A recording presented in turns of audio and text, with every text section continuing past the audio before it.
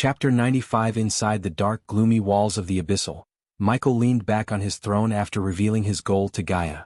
This was not the first time she heard him saying he wants to conquer this world, and after seeing the miracles he performed, she really believed he could rule this world. "Give me the book," she asked for the book after taking a look at the book-shaped hollow on the table. Michael tossed the book and waited for something to happen as she placed the book on the hollow. Tap tap. Seeing nothing is happening, she lost her patience and dabbed the book a couple of times. "Great, this thing is not working. It seems we have to rebuild this order from the ground up with no help," said Gaia. "It's alright, we don't need any help from the people who were crushed by the Guardians. Give me your hand." As he said, he stood up from his throne and came to her. She obediently reached out her right arm. He then took his knife out and cut her palm as she slightly flinched. "Why did you do that?" Instead of answering her, he kept a hand above the table and let her bleed on the table for a couple of seconds. "From this day onwards, you're my second in command. I name you the Queen of the Abyssal." There was shock, delight, pride, and shyness hidden in her eyes when she heard his words. "I accept your offer, human. Besides, who else will put up with you except me?" She quickly regained her composure and said. With a pride grin on her face, she walked towards the throne to sit as a queen of this place. Auk! However, when she was about to place her butt on the throne, she was kicked away by a sudden force that emanated from the throne. The force was so great that she lost her balance and came flailing towards Michael. "It seems you have bad luck with thrones." Her hands wrapped around his chest as she could feel his hot breath. For a few moments, she lost herself looking into his red eye, and he lost himself looking into her radiant black eyes. He had never been in love or shared his life with anyone else before, but something about this girl attracted him towards her like a magnet. She was beautiful, brave, witty, moreover she was loyal to him. Both of them remained still very closer to each other, letting their hearts rule their emotions rather than their brains. "It's sure." Michael cleared his throat and stepped back as she quickly tried to hide the red blush on her. "No. Go and check the place out." This was the first time he had seen her blush, and before he could fully digest this rare sight, she ran away from the hall. Back inside the Black Skull, Michael also gently smiled and went back to his throne. "Look what I found." After staying out of his sight for almost half an hour, she came back fiddling with two identical silver rings. "Why are you still on that creepy chair?" "Never mind, see this." Since she couldn't sit on the throne, it became just a creepy chair to her. She tossed one ring to him and kept the other. "A space ring? Where did you find it?" "Not a space ring, human, an interlinked space ring. Anything you store in one ring can be accessed from the other. These space rings are extremely hard to forge, and these are not even marked, which means no one used them before." Considering she recovered her cultivation, it was time for him to give the resources she needs to cultivate as well as keep maintaining her lifestyle. Therefore he decided to put the gold coins in the space ring to share them with her. The interlinked space ring could only be accessed by no one except their owners, so he didn't need to worry about someone stealing it. Compared to gold coins, he valued badass points more, and no one in this entire world could steal them from the system. Also, both of them were not someone who would let someone steal the ring. "Gaia, what's mine is yours, and what's yours is mine." He claimed ownership of this ring by marking the ring with his arch-energy, and then he transferred all the gold coins into the space ring. "I like that," Gaia said and put the ring on her finger with a smile. "So what did you find other than these rings?" "Follow me." Michael followed her through the dark halls, passing a couple of empty rooms, and after a few minutes of walking, he came before a door that had the L mark etched on it. "I couldn't open this door. I guess only you can." Michael wondered how Damien was able to design this place to recognize him 3,000 years after. For now, he was glad that they were able to do this because this place is way safer than the Sunrise Sect. Moreover, he could plan his moves freely without worrying about someone spying on him. Simply, this was his Batcave. Ketchup. The moment he touched the door, it shook violently and slowly opened. He could smell the ancient air coming through the cracks. The air had an extremely high concentration of fear toxin, and if they didn't take the antidote before, they would have ended up dead in a matter of seconds. Damien obviously assumed that the fear toxin won't hurt Lucifer, and technically, he was right as Michael was able to finish the antidote. Thinking about the antidote, he couldn't help but feel thankful towards Gaia. If he hadn't saved her from the snake men in the forest, he couldn't have finished the antidote. Although it was highly unlikely he would have ended up dead, he would have certainly lost a huge amount of badass points to the system buying the missing ingredients. He stepped into the dark room, and when Gaia conjured the flame to brighten the room, he was disappointed as the room seemed nothing but empty. The room was not as large as the throne hall, but it was not small either. While looking around the empty room, he frowned when he noticed another small door at the end of the room. "What's up there?" Probably another empty room, said Gaia and followed him behind to the door. Wow! His disappointment disappeared in a flash because he was startled by the sight after he opened the door. The sight was so stunning as his eyes and mouth opened wide. In front of him were a waterfall and a small lake. He looked up to see how there could be light coming considering they were actually underground. Yet he could see the sky and the clouds. This is a pocket dimension. Since she was a core formation level cultivator, she could sense the runes around the place and be able to recognize its true nature. Is it safe to be here? What if the pocket dimension cut from the real world? This was the first question that appeared in his mind. He quickly stepped back. It's perfectly safe. Once a pocket dimension gets attached to a place, it stays there, not even an immortal could destroy it. This is definitely a work of a 5-star rune master and a talented one at that, he sighed in relief. Looking at the beautiful waterfall as well as the blood stink coming from his body, he wanted to undress and take a long relaxing dip on the small lake before him. In a flash, he entered the system's interface and unequipped all his armor except the black boxers he's wearing. Hey! Seeing him suddenly half naked, she screeched and turned around. You're fucking naked. Not completely. He laughed and dashed straight into the lake to relax. After all, he deserved a day off after all the killings and trouble he went through. How long are you gonna stand there and watch, you perverted snake? After a couple of minutes of swimming, he teased her to make her angry. I'm a pervert, says the guy who undressed in front of a girl. She wanted to kick his ass for speaking so shamelessly, but she ultimately smiled and walked towards him. There you go, hop in, the water is at perfect temperature. Don't mind me if I do, cannonbolt. Unlike he was expecting, she didn't change her dress as she jumped straight into the water cannonbolt style. Don't you have a bathrobe or something? When she emerged from the water, he asked. I left all the clothes I picked at the Phoenix Island, and now I need to go shopping again. I hate that Maria bitch. Both of them soaked in the water and enjoyed the calmness of the place. After a few minutes, she saw a smile on his face. What? Do you know what we need to make this place even more awesome? No, don't say it, a dragon. This is one of my calm before the storm chapters, and from the action-packed ride will begin. Also, I'm getting so many questions and comments about the FL. Well, I will reveal the FL in the Chapter 96. In faraway land from Bredia, a group of 4 people was kneeling in front of a monument. Other than the tall silver monument, there was nothing in the room. The only light came through the hole directly above the monument and encircled the monument. All of a sudden, the monument vibrated and glowed as the entire room started to brighten up.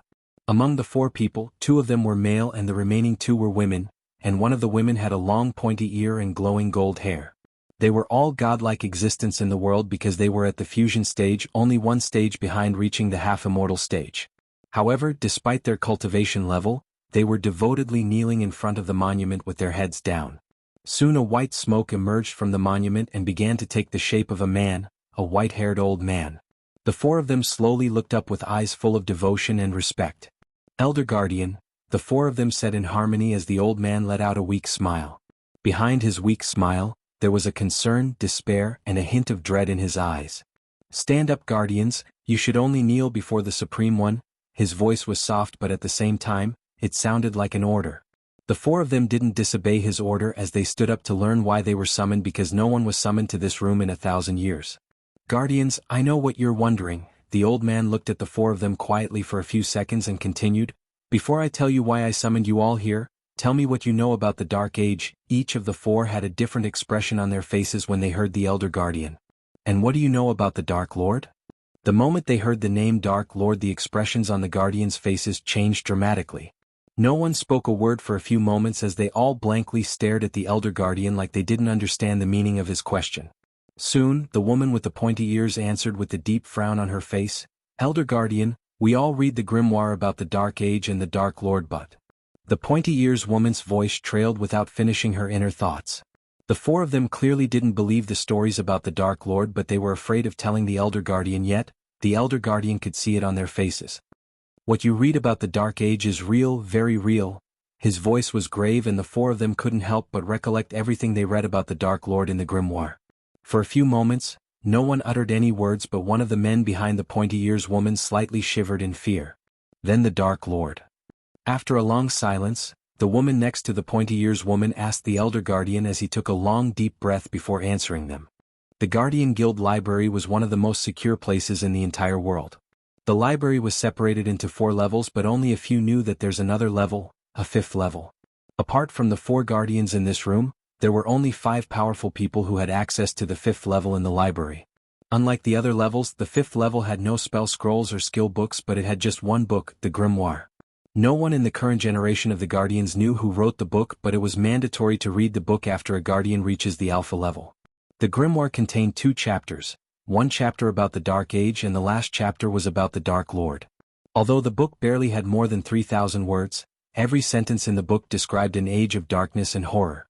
For an instance, the book stated that in the Dark Age, people would be stripped away of their free will and enslaved to one master, the Dark Lord.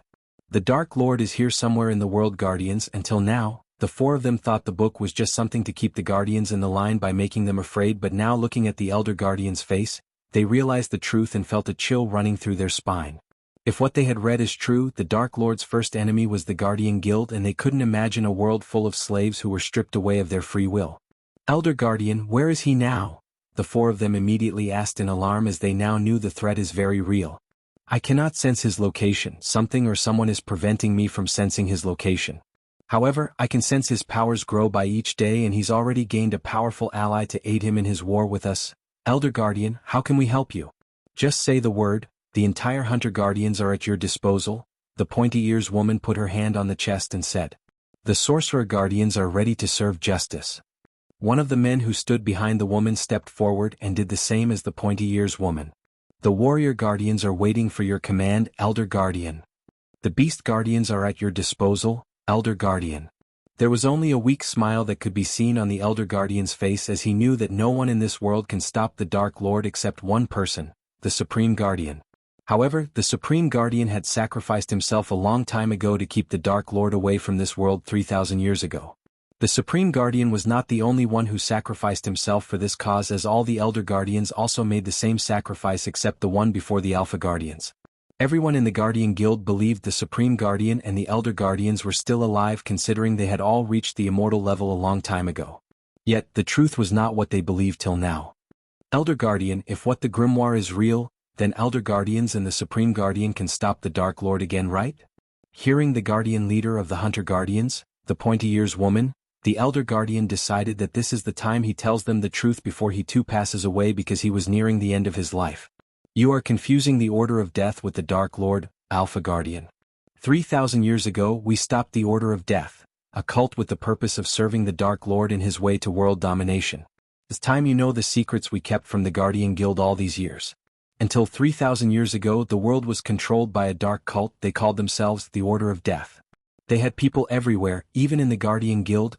The 4 of them were momentarily stunned by the words of the Elder Guardian, because the Guardian Guild was the hardest guild to get into, as they had numerous ways to test one's intention and purpose before making someone a Guardian. Therefore, when they heard the Guardian Guild was infiltrated by the Order of Death 3,000 years ago, they realized the true power and the reach of this cult. It took us almost 100 years to find out all the members of the cult before waging war on them. We lost many Elder Guardians in the war, but eventually, because of the Supreme Guardian, we killed all the cultists and destroyed everything they had. However, after we dismantled the cult, we eventually discovered that the cult believed, in the future, someone with godly powers will appear and begin the Age of Darkness. The Supreme Guardian called that someone the Dark Lord. For many years after the war, the Supreme Guardian went such lengths to confirm the information about the Dark Lord. There was a small pause in the Elder Guardian's voice as his mind recalled that day the Supreme Guardian shared what he found. That was the day the Elder Guardians had seen the Supreme Guardian frightened for the first time in their life. Even when he fought the leader of the Order, Valerian, the Supreme Guardian wasn't afraid, but that day they saw the fear of God in his eyes. The grimoire you read is not just a book, it's the last words of the Supreme Guardian himself. The words that came out of the Elder Guardian stunned the rest of them, because they didn't expect the grimoire was written by their leader, the Supreme Guardian. And what shocked them most was the last part of what he said. Elder Guardian. Yes, the Supreme Guardian is not with us, not for 3 last millennials. And in the last living Elder Guardian, the day got even worse as they received another blow to their heart by the Elder Guardian. They didn't even know how to react to this grave news. Without the Supreme Guardian, how are we going to face the Dark Lord, Elder Guardian? Please guide us. The pointy ears woman imminently dropped to her knees and pleaded, and soon, they all dropped to their knees because they didn't underestimate the upcoming threat, a threat that was not only to the Guardians but to the entire world. You cannot face the Dark Lord alone. There's only one person who could defeat the Dark Lord. Who is he, Elder Guardian? My hunters will scour this world to find him, the Alpha Guardian of the Hunter Guardians, the pointy-ears woman said with the newfound hope in her voice. The ring left behind by the Supreme Guardian has already found its new master. I can sense he's still young and he's in the Elon continent. Find him, find your new Supreme Guardian before the Dark Lord. The fate of the world is now resting on that youngster's shoulder. This was the Elder Guardian's last words before he vanished from their sight, and with this began the search for the new Supreme Guardian. At this moment, they had only heard very little about the Dark Lord and the Dark Age because the Supreme Guardian didn't write everything he had seen in the future. What he wrote and mentioned about the Dark Lord was just the tip of the huge iceberg.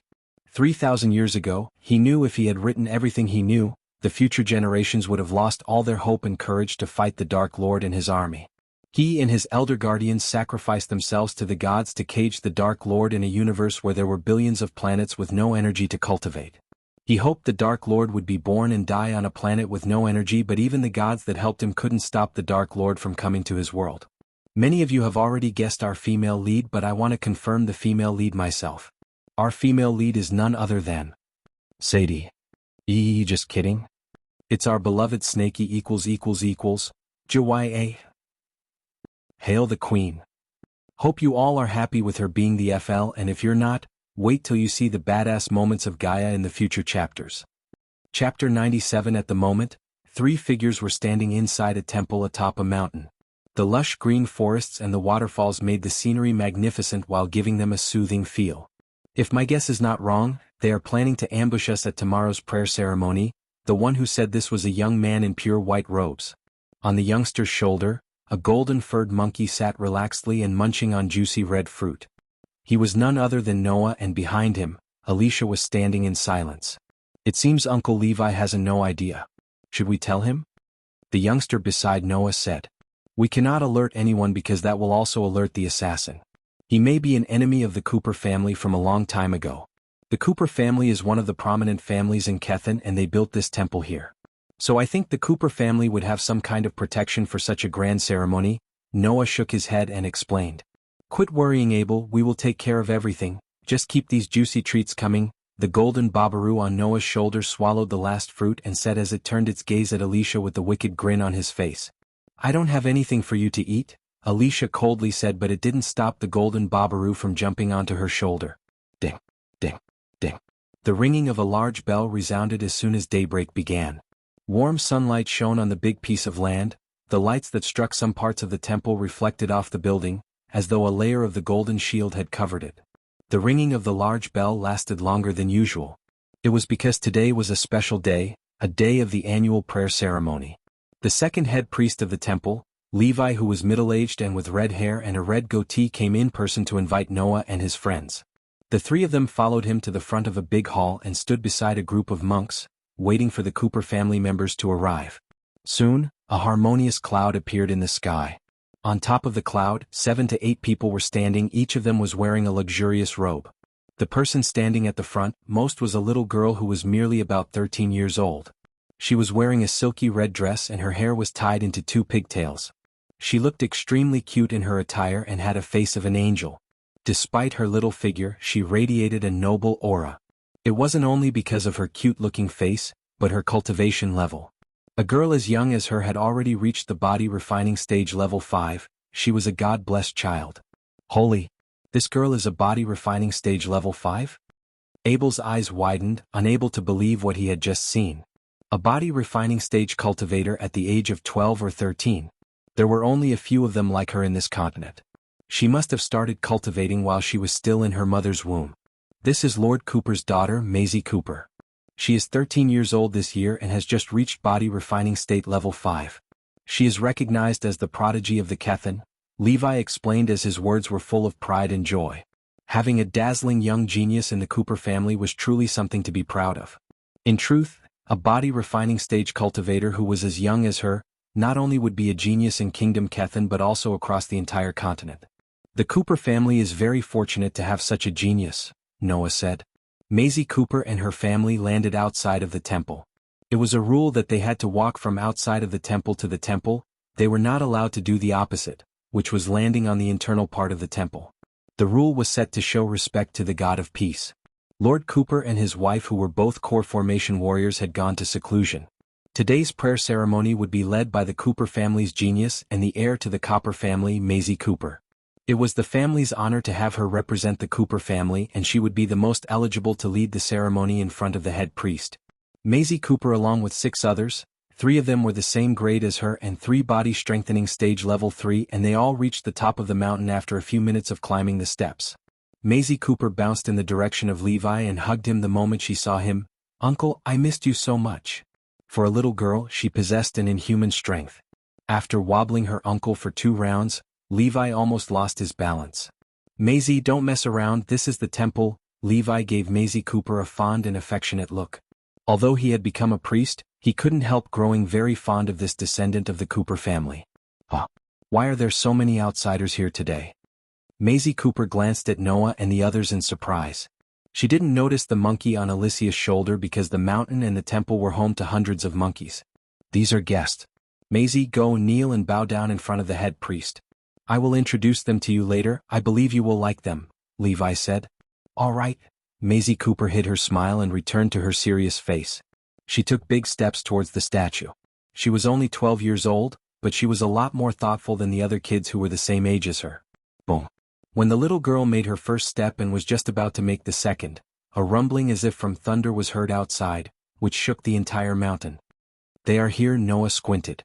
The planned assassination was for the Cooper family, or perhaps only for Maisie Cooper.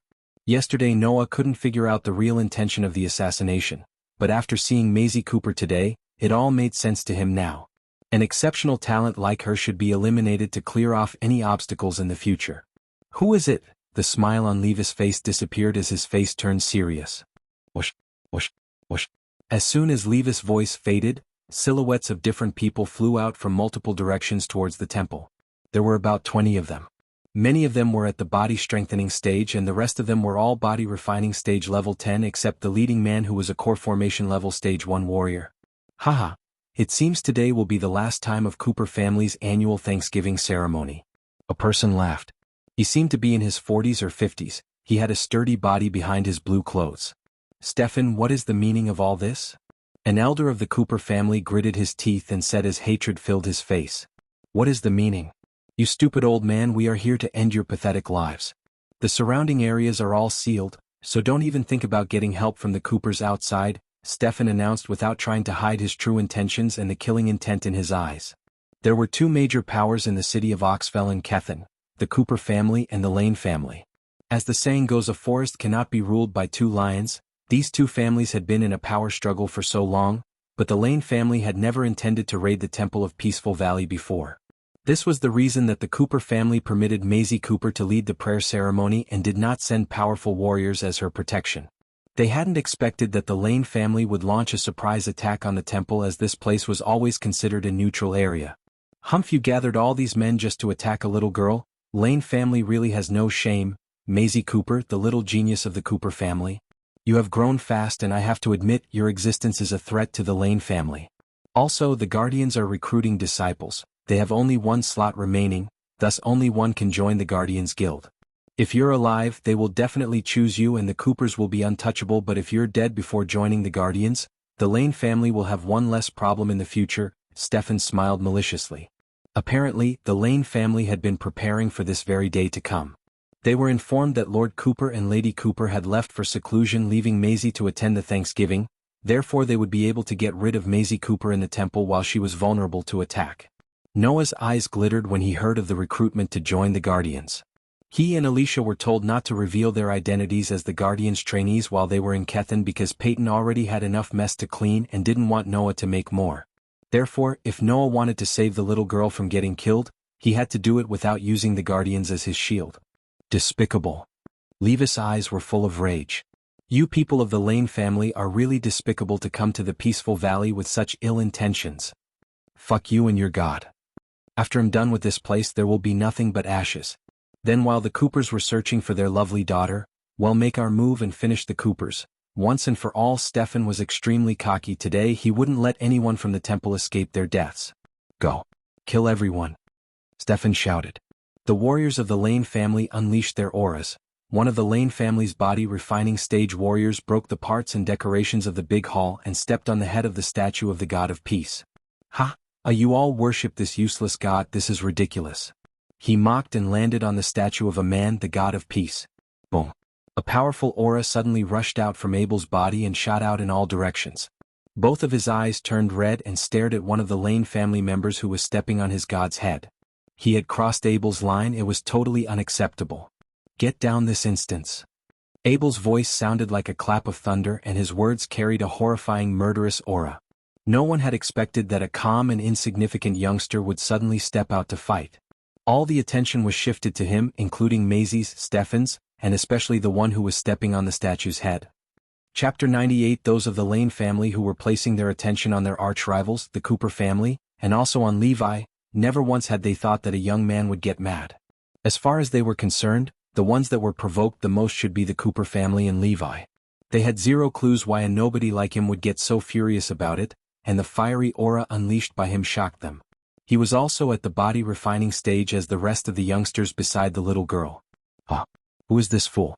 It seems the Cooper girl brought some friends of her own, but too bad, all of you have to die today. Stefan smiled coldly. Abel didn't look at him. Now he was full of rage and glared at the bastard who stepped on his god's head. He swore in his heart that he wouldn't let this person live. "Haha, kid, why are you so angry? Do you want to see me breaking this statue with my feet?" The body-strengthening stage warrior ridiculed Abel's pointless anger. His leg began to step harder, creating a creaking sound as tiny cracks started to appear on the statue's surface. Noah and Alicia shook their heads helplessly. They felt pity for the body-refining stage. He was finished, no one on earth or heaven could save him anymore. "Come and die," Abel roared. His whole body turned into light and raced to his target. An illusion of a golden chakra struck the man who was standing atop the statue. The speed and power of Abel's attack made the man's expression change dramatically as he didn't have time to react. The impact of the ferocious attack sent the man flinging from the statue. In the mid-air, Abel gripped the man by his neck and slammed onto the ground below the statue.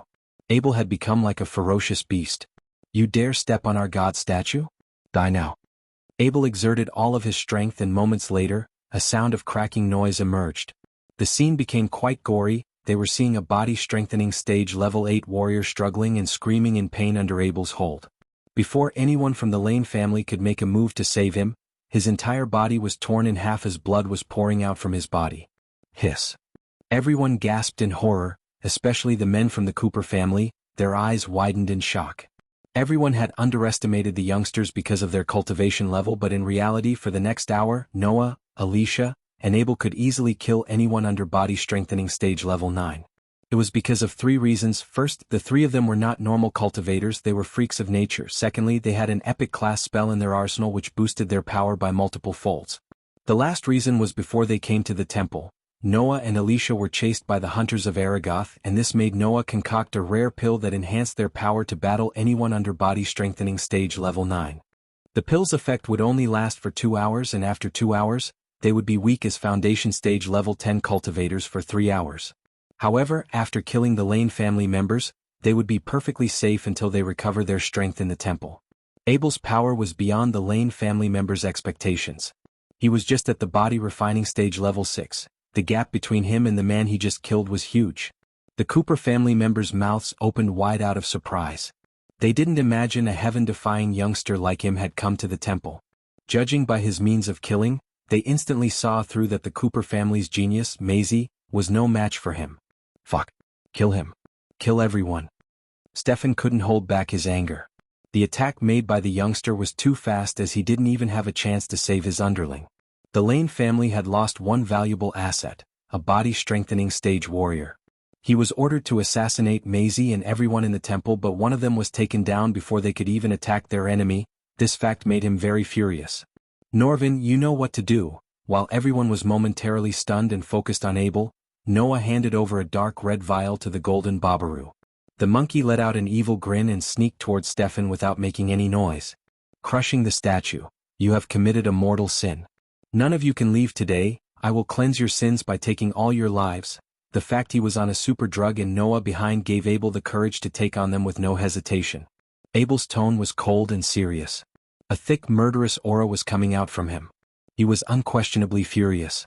Despite the fact he was studying to become a priest in the God of Peace Temple, he was a cold-blooded killer who killed people without blinking his eyes. Now he couldn't stomach the fact that his god statue was being disrespected. "I will get rid of you first," Stefan raged and thrust forward without noticing the tinge of dark red smoke under his feet. He was moving really fast, but a youngster in white clothes moved faster than Stefan and blocked his way like a ghost. "If you want to kill my friend, you have to go through me first." The young lad in white clothes wasn't a stranger. He was Noah, 20 years old now, slowly turning into an adult and filled with heroic spirit. "Fuck off." Stefan looked down on the young man that blocked him because the youngster in front of him was just a body refining stage level 8 cultivator. He couldn't find a reason to regard him as a threat as he launched a simple palm attack summoning strong wind towards Noah. Noah confronted the attack simply by his fist. Both attacks met and created an impact and a loud explosion. Lines of cracks appeared on the spatial area. Noah stood rooted at his position and didn't move, while Stefan stepped 3 steps back to find his balance. "What?"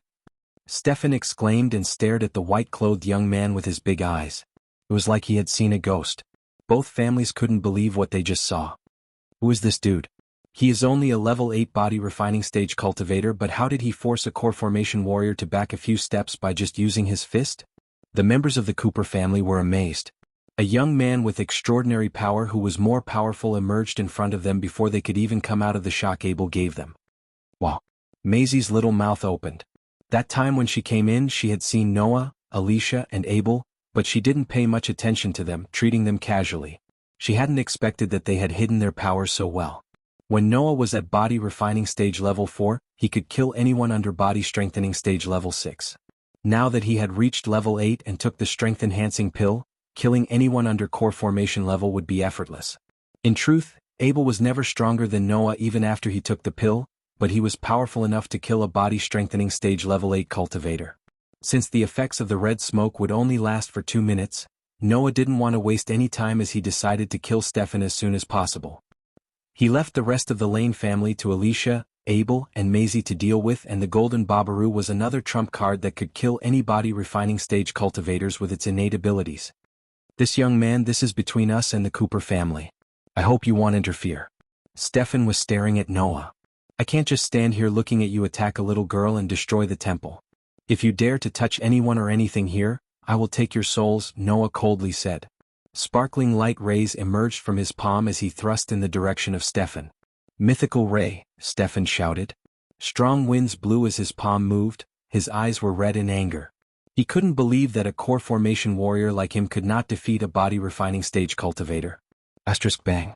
Asterisk Stefan's eyes were filled with terror when the light rays from Noah's hand and his mythical ray clashed. It was one of the skills that he was so proud of, but it wasn't effective to Noah. His mythical ray disappeared the moment it clashed with Noah's attack. Again he was pushed back and stumbled. He could only find his balance to stand again moments later, but the unpleasant feeling inside of him could not be expressed. "Kill them all. Don't leave anyone alive." At this time, Maisie roared and rushed towards one of the body-strengthening stage warriors. "Kill?" The Cooper family screamed, intensely and excitingly, as they couldn't help but feel excited after looking at the turn of events. They thought that they were going to die today as the Lane family's number was overwhelming and they had no core formation warrior with them to face Stefan. They hadn't expected to see these 2 freakish youngsters. They were extraordinary rescuers, and one of them was even made a core formation level warrior to his balance. This was a big turnaround of the situation. Now they couldn't give their enemies any chance to live. Bang. In the intense battle, both parties were fighting with one another with their skills, wanting to kill as many as they could. Alicia and Abel quickly cast a layer of a seal as protection for the statue of Peace God. They were afraid that the temple was going to be destroyed by all the attacks and spells in the battle. Arg. Right after they finished casting the spell, a person screamed in agony. He was a body refining stage who was taken down by Maisie. Her little fist went straight through his forehead. It was as violent as Abel's.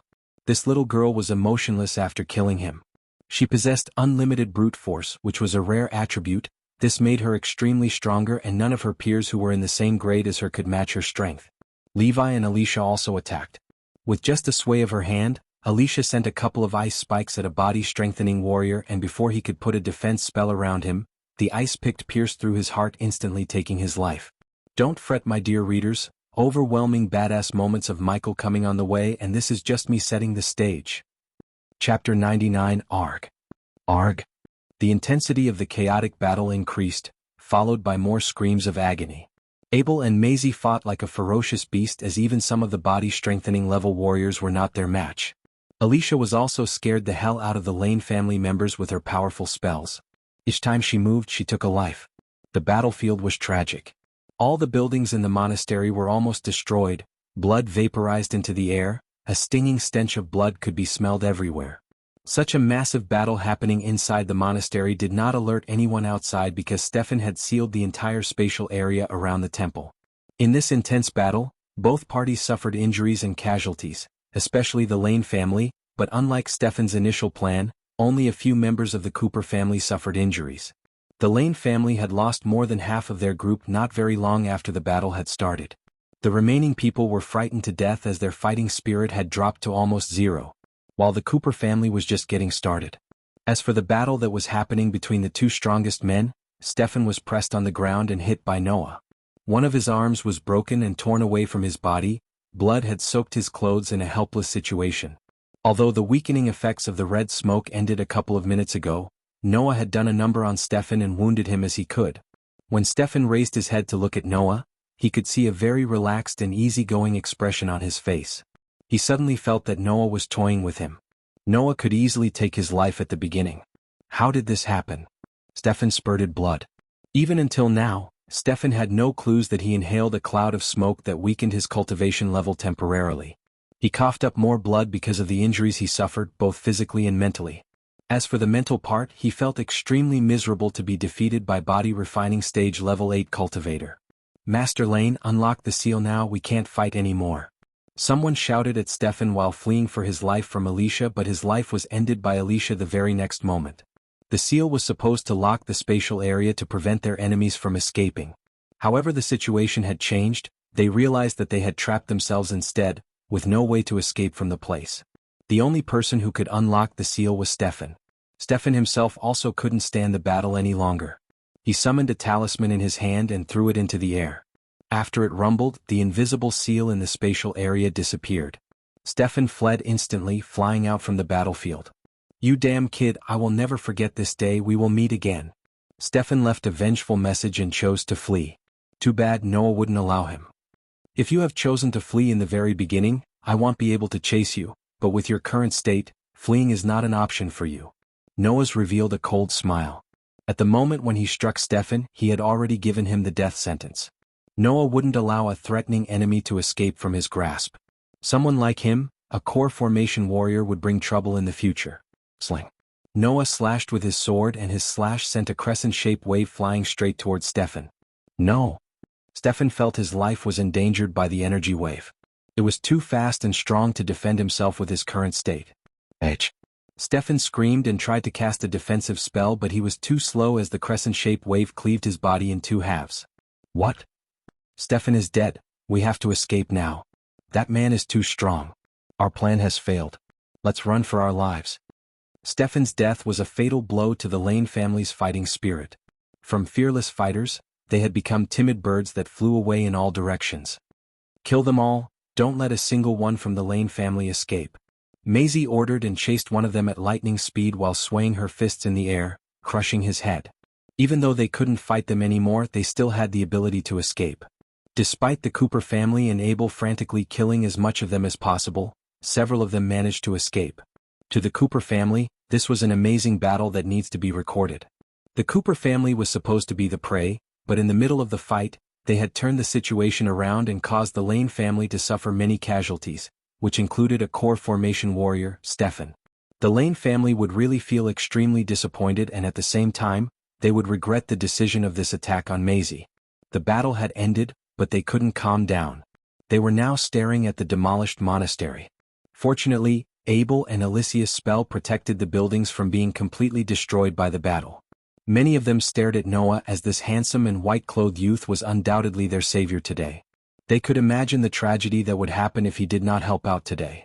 Their lives would all be in danger despite the fact that Maisie possessed great talent. What's your name, big brother? Maisie came to Noah's side. Her sparkling eyes were fixed on him. It was really hard to imagine an adorable girl like her had a violent side when battling, as ferocious as a beast. I am Noah, Noah Winston. Noah smiled and extended his arms to pinch Maisie's cheek. Noah naturally felt pleased when a sweet little girl wanted to find out about his name. Praise the God of peace for sending all of you to help us. If not, the consequences would have been disastrous. Levi walked over, his words were full of gratitude. He felt very fortunate that he had invited these 3 guests into the monastery and gave them shelter disregarding Noah's situation with Aragoth. Noah. This name is somewhat familiar. An elder of the Cooper family tried to recall where he had heard the name before. You are the one who caused trouble in the Western Dreadle. One of them recalled his identity and exclaimed when he saw the golden Babaru and the ice-cold beauty beside him. He heard that Noah had killed a disciple of Aragoth, which was very extraordinary. There was also an angelic beauty and a monkey that was always following him. Therefore he found the connection between them and determined that the young man is Noah. It seems that my name is well known, even in Kethen. Noah smiled calmly, confirming his identity. Wah. So that Noah is you, big brother? I have heard the things that you have done in Dreadle, it was too awesome. I also heard you're the second best alchemist of the young generation. Maisie cheered. Her eyes stared at Noah in admiration, as though her eyes were blinking like stars. The little girl's words reminded Alicia the black-robed youngster who stunned everyone during the Phoenix auction fair. The killing intent she saw in his eyes and his disappearance without even a single scratch on him after facing Julia's attack gave her goosebumps. So you are brother Noah. No wonder you were able to kill a core formation warrior. If it wasn't for your intervention today, our Cooper family would have lost our little miss. This is a great kindness to us, please accept my gratitude. One of the elders of the Cooper family said solemnly. The others followed his actions and also showed their gratitude to Noah. They tried to think about what would have happened if Noah wasn't here and felt extremely grateful towards Noah for saving Maisie and them. Not much courtesy is needed. Big brother is one of us now. Maisie was very mature for her age. Despite seeing Noah for the first time, she didn't regard him as a stranger anymore and began to see him as her own brother. Noah couldn't help but laugh. This little girl did really have a good attitude and reminded him of his little sisters. Therefore he liked her instantly. Here you know, Abel couldn't stand the situation anymore. His contribution on the battlefield was not meager, but everyone turned their attention to Noah, totally neglecting his presence. This is Abel, he is also studying under one of the peace god's temples to be a priest. Noah quickly introduced him to Maisie. A fellow priest, welcome to the Peace Valley Abel, said Levi. Everyone's attention now shifted to Abel, including Maisie's. What about me? If it wasn't for me gassing Stefan, Noah couldn't have defeated him. The golden Babaru rolled its eyes and complained. The members of the Cooper family were astonished as Alicia pitched the monkey's cheeks to shut his mouth. What a cute little monkey. What's his name? Maisie immediately reached her hands towards Norvin to pet him with sparkling eyes. Hey. Norvin tried to escape from being petted by the little girl, but Alicia grabbed him by his neck and handed him over to Maisie. So cute. Maisie squeezed Norvin and rubbed his head while everyone watched the little girl with a gentle smile on their faces. Big brother, you and I hit it off even if we just met for the very first time. All of you must come to our Cooper family and be our guest. When my mom and dad know about this, they will be more than thankful to you. Maisie's tone was aggressive and determined. It gave them a very hard time to decline her offer. All right, since you're being gracious, we will definitely come with you, Noah said with a smile. He was very clear that once he entered Oxfell, he would be involved in the strife between the Lane and Cooper family. Although he had killed one of the Lane family's members, this wasn't the end and they wouldn't just leave it like that. He sighed inside thinking about Peyton as she told him to stay out of trouble, but he just did the opposite. So brother Noah, are you going into the Nether Realm? While they were walking towards the main temple, Maisie asked curiously. Of course, yay. We should go together. Noah was surprised, but he had no intention to stop the little girl because she needed real-world experience to hone her skills, and the Nether Realm was a perfect place to do so. Why is a little girl like you entering the Nether Realm? Norvin asked after getting tired of trying to get out of the little girl's clutch. Grandma said I will find a baby dragon if I go there. Eek. When she mentioned the words baby dragon, she squeezed Norvin more in excitement as Noah could tell Maisie's desire for getting a baby dragon. However, the little girl didn't know there is someone else also looking for a baby dragon and would do anything to get his hands on a baby dragon. Chapter 100. Finally I have some time to check my stats after taking a bath in the small lake in Abyssal. Michael and Gaia cleaned the place. Of course, Gaia protested to clean the place, but after Michael agreed to let her sample the dishes in the restaurant he's going to build, she did her part without bitching about it. Since Michael had no need to cultivate like others when he returned to the sect, he hit the bed and took a long nap. Gaia went to the forest to practice her archery and hunt some wild boars. She planned to hand over her hunt to Raylene and stuff her belly as usual. He was alone in his room and entered the system the moment he woke up. System version 2. 0 host. Michael cultivation level. Body refining stage level 10 experience points. 180000/200000 badass points. 78,000 skills and spells. Wind Blast LVL2 Responsive Shield LVL3 Environment Scanning LVL2 Ignitia, LVL1 Lightning Dash, LVL1 Energy Devour, LVL1 Death Range. LVL2 Techniques. Swords of Destiny 80% Mastery Occupation. Core Disciple of Sunrise Sect, the Guardian of Sunrise Sect, Lord Lucifer of the Abyssal Status. Healthy Goals. Control the world, rebuild the Order of Death. Utility. Function. Banker LVL2, ratio 1000 gold coins, 5 badass points. Wealth, 685,000 gold. Special trait. 5-star alchemist subordinates. Gaia loyalty level 95%, base of operation. Sunrise Sect, the Abyssal. He almost forgot he checked his stats after taking the pain inducer pill. The pain he felt at that time was the reason for his negligence. First things first, system, how much I owe you? 22,000 badass points, host. Take it and make me debt-free. He didn't feel upset or bad to see 22,000 badass points fade away in a second, but on the contrary, he felt relieved. Now that he's debt-free, he could take another loan if ever needed it. Let's do some upgrades. Ignitia. He selected his main offensive spell and stared at the upgrade details. The next upgrade would cost him 8,000 badass points, and after upgrading it, he could fire lightning bolts from both of his hands. Plus, the power of the lightning bolts would double, as anyone under body strengthening stage level 8 would be severely injured or killed in an instant if they didn't cast a powerful defense spell to defend themselves from the lightning bolts. System. Upgrade the Ignitia to level 2. Good choice, host. He was now quite familiar with the system's occasional human-like comments. He watched the badass points drop from 56,000 to 48,000, and it was totally worth it as far as he was concerned. Then he gazed at another one of his main spells, Lightning Dash. Ever since the assassins tracked his moves when he was using the Lightning Dash, he wanted to upgrade the spell. Because Lightning Dash enabled him to move extremely faster than his enemies, he utilized this speed to attack his enemies before they could even react or cast a defense spell. After upgrading the Lightning Dash to level 2, he could use it with the Ignitia as usual, to become literally untouchable in a battle. System. Upgraded to level 2, in a flash, another 10,000 badass points disappeared, leaving him with 38,000 badass points. With these two upgraded spells, anyone under body strengthening stage level 8 had no chance of surviving a battle with Michael, but he wanted to increase his power further to the point that he wanted to kill anyone in the body strengthening stage with not much trouble. Of course, while he was on Lucifer's persona, no one in the body strengthening stage could match him because of the fear toxin and death range skill. Do I have to buy a new spell? Michael asked himself and began to rummage through the system store, but not a single spell appeared to be a must-have or increased his strength. Therefore, he decided to find or buy a new spell and learn it through the mentor function without spending any more badass points on spells. Open the subordinates window. Right after he exited the system store, he entered the subordinates window with two people in his mind. One was Jack, who had the trait of blacksmith, and Raylene, who Michael guessed would have the trait of a chef considering her cooking skills. Both of them would be good investments to him, especially Raylene, as he was about to open up a restaurant to make more gold coins. System. Assume Raylene has the trait of a 1-star chef. How many badass points it would cost me to make her a 3-star or a 4-star? 10,000 badass points to upgrade her ability to 3-star chef and 15,000 badass points for the latter. Alright, what about Jack? 30,000 badass points to turn him into a 3-star blacksmith and 40,000 to turn him into a 4-star blacksmith. Remember, host, 3-star blacksmith cannot forge anything above medium quality rare.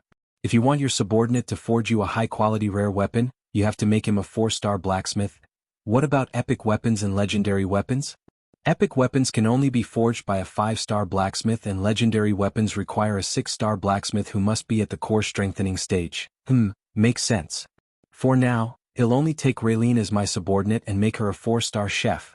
The reason for the cost difference between turning Raylene into a star chef and Jack into a star blacksmith was the latter had the ability to increase one's power, unlike a chef. Fortunately, the low cost of making Raylene a 4-star chef worked in his way, as he was planning to build not just one restaurant but restaurant chains all over this world. Other than the high cost of making Jack a 3 or 4-star level blacksmith, He first wanted to enter the Nether Realm and search the realm for a better weapon. Since he already bought the Lucky Cat Tavern, a chef to cook delicious food took the top place on his priority list. Should I make her a 5-star chef? Yes, you should host. It's only 20,000 badass points. The system sounded very excited, but Michael hesitated because of Raylene's safety. He wouldn't always be around to save her if someone tried to capture her because of her talent. Therefore Michael wanted to know Gaia's thoughts before deciding, because she would know more about the chefs and their demand in this world more than him. He exited the system and jumped down from his bed to check out his herbal garden. It was time he had new pills and potions to the store other than the revitalization pill, healing potion, and arch energy boosters. Just as he was about to step out of his house, he saw Gaia dragging a huge wild boar, and when she saw him, she waved and smiled at him. She then picked out the arrow that was sticking out of the boar's head. I want this boar roasted. Where the heck is Raylene? Walk with me, he said, and began to walk in the direction of the herbal garden as Gaia followed him behind, reluctantly leaving the boar behind. What do you know about star chefs? What star level chef are you talking about? Tell me about a 4-star. They are hard to find but not impossible. Back in Nagaland we had 2 4-star chefs. Now that you reminded them, I'm craving for some lamb chops they used to make me. Even after she was healed, she still continued to eat like usual. This very morning she ate 2 pies and a whole lot of biscuits before going into the forest to catch something for lunch. Don't tell me you're also a 4-star chef. Michael shook his head with a soft smile as she sighed. Then what about the 5-star chefs? She became very curious and wanted to know why he was asking about the chefs. Those bastards are very rare, just as rare as a 5-star alchemist. There's only a couple of 5-star chefs in Elon. I heard there's one in the Royal Land and one in the main branch of Ruby Cuisine in Kethen. The Ruby Cuisine was the restaurant he met Peyton and Zanali and offered to join the Guardians as their trainee. Let's assume Raylene is a 5-star chef. Do you think someone will try to kidnap her? His words made her halt her steps and frown. She sensed he's up to something and wanted to know what. Are you hiding something from me? She valued honesty in this friendship and didn't want any secrets between them. That was why she decided to reveal everything about her over a slice of juicy boar meat.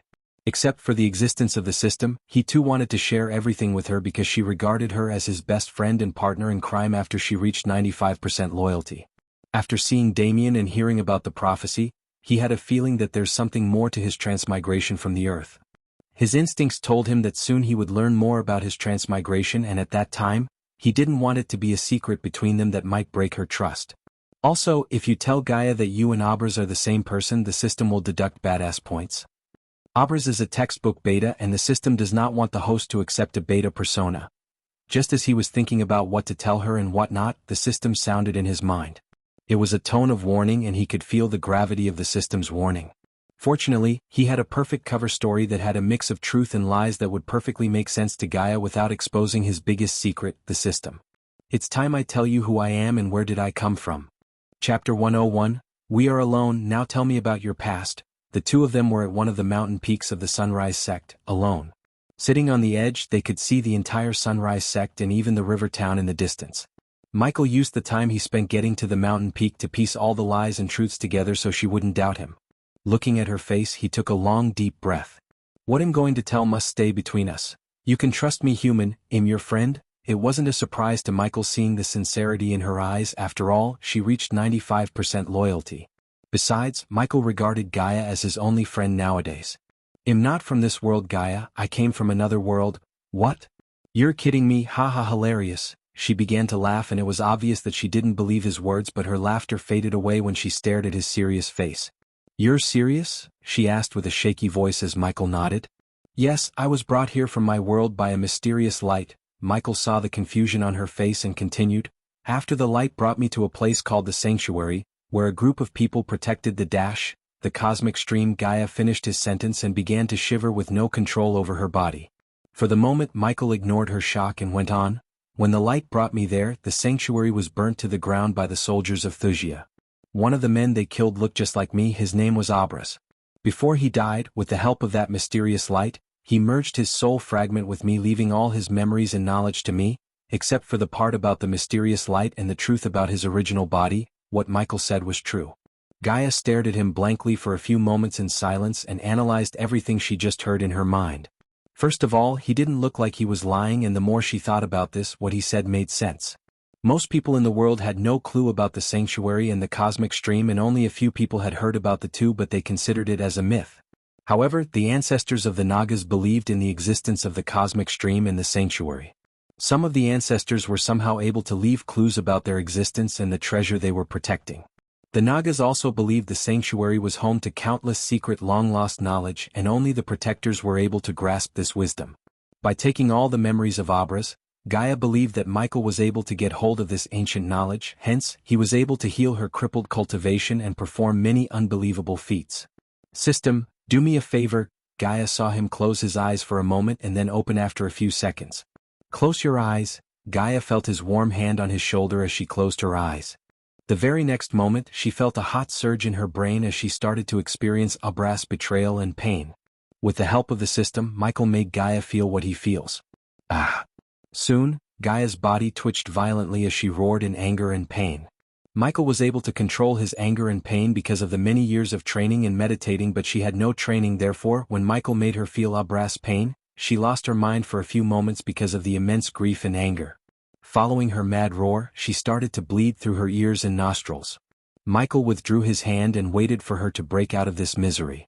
Is this how you feel? He saw her teary eyes and heard her stutter. Yes, Abras and I may be two different people, but when the light merged his soul fragment with mine, I have not only his knowledge and memoirs but also his pain, grief, anger, and all of his feelings. Before he left this world, I promised him I'd avenge him and his people, no matter what. How are you still here and not on Thusia?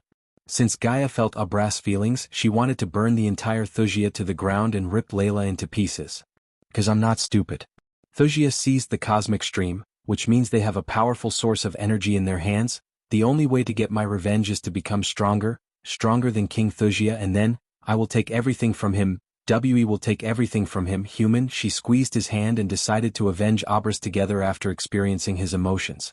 But the longer we wait, the stronger they grow. Human, we should act sooner rather than later. She feared that with the use of the cosmic stream, the king of Thusia and all his men would grow exponentially stronger and become impossible to kill.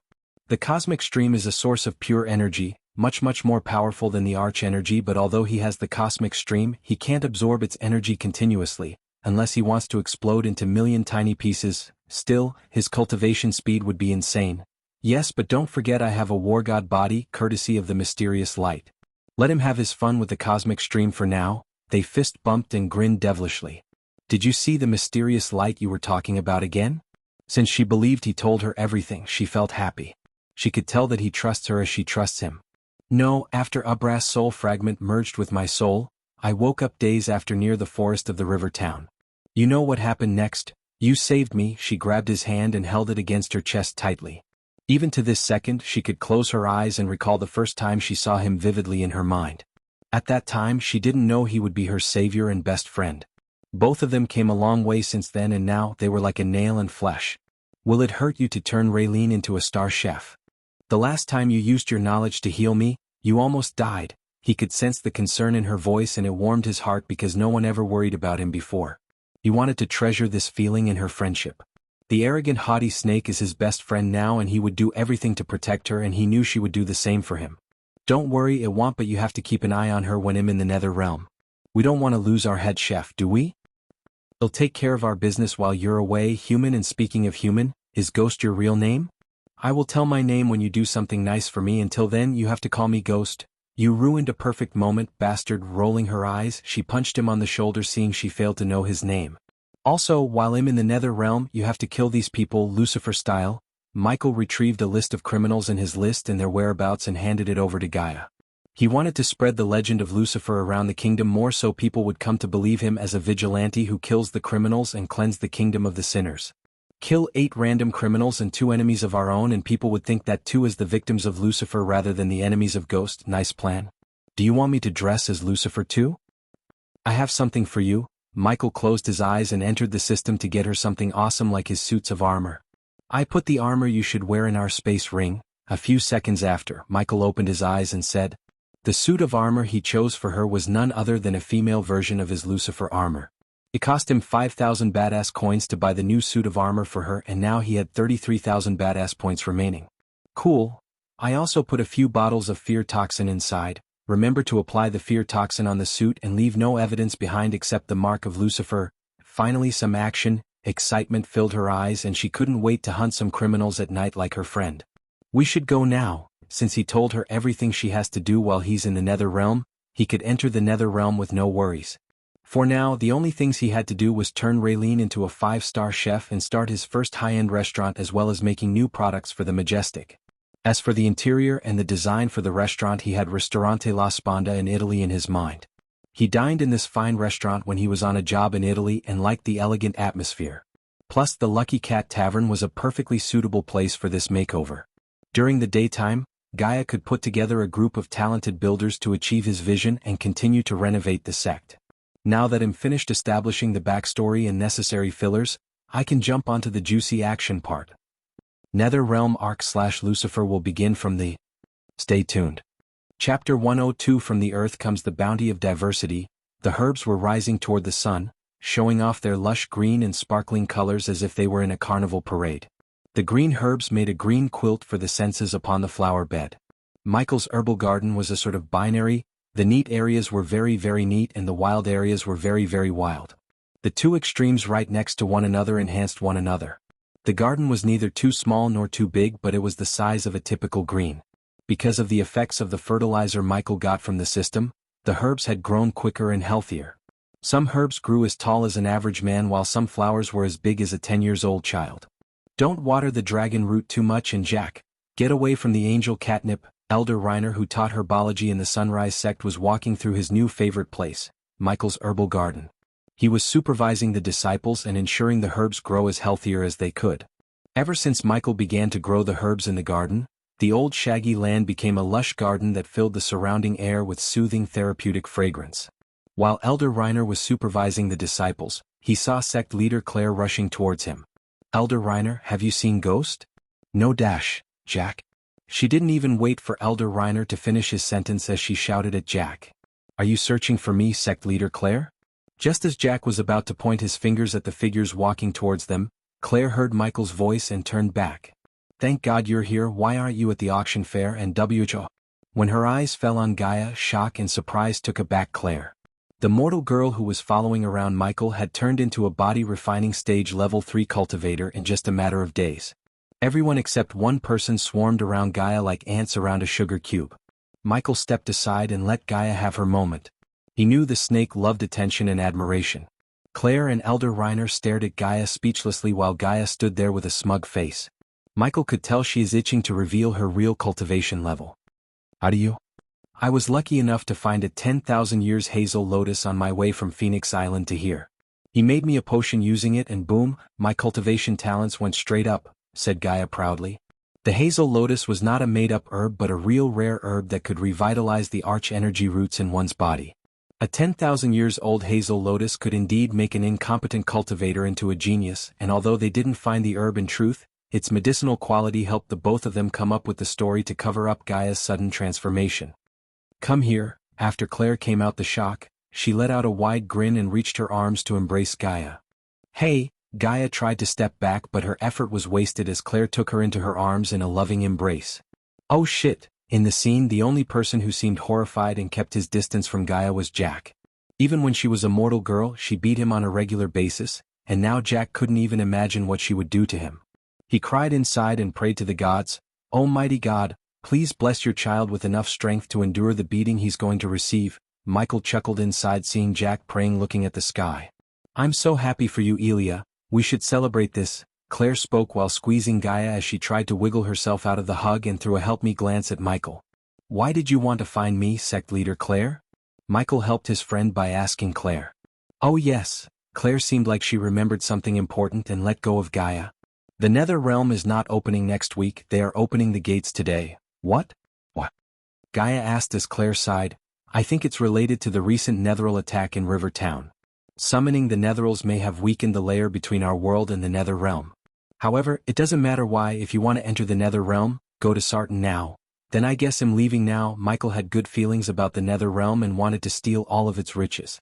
Girl, are you planning to enter the Nether Realm with him? Elder Reiner looked at Gaia and asked.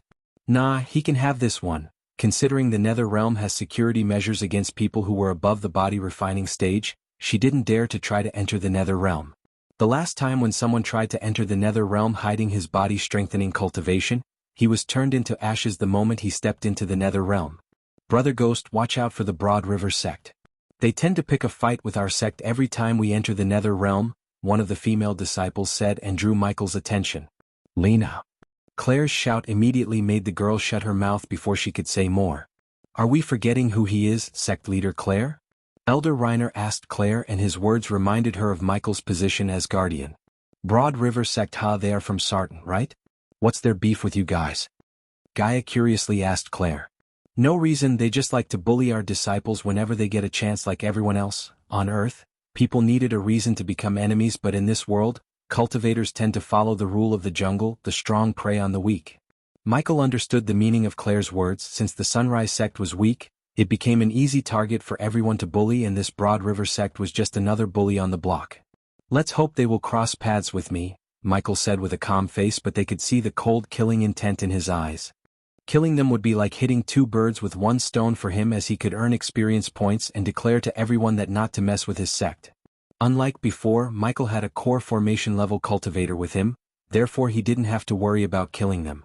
Only the big sects like Golden Valley or Morning Star had core formation cultivators for the inner and core disciples, but in a normal sect, elders or the sect leader would be the core formation level cultivator. Now that he had to leave the sect as soon as possible, there were still some things he should take care of. System, I need a pair of long-range earpiece, 1,000 badass coins, and you can talk to each other across realms. I will buy those and add a transmitter on one of them so I can keep track of Gaia. Sure thing, but it'll cost you another 500 badass points. Just take it and add her location to my environmental scanning. Compared to 500 badass points, her safety was more important to Michael. After what happened at the Phoenix Island, he didn't want to be in the dark again when she's in danger.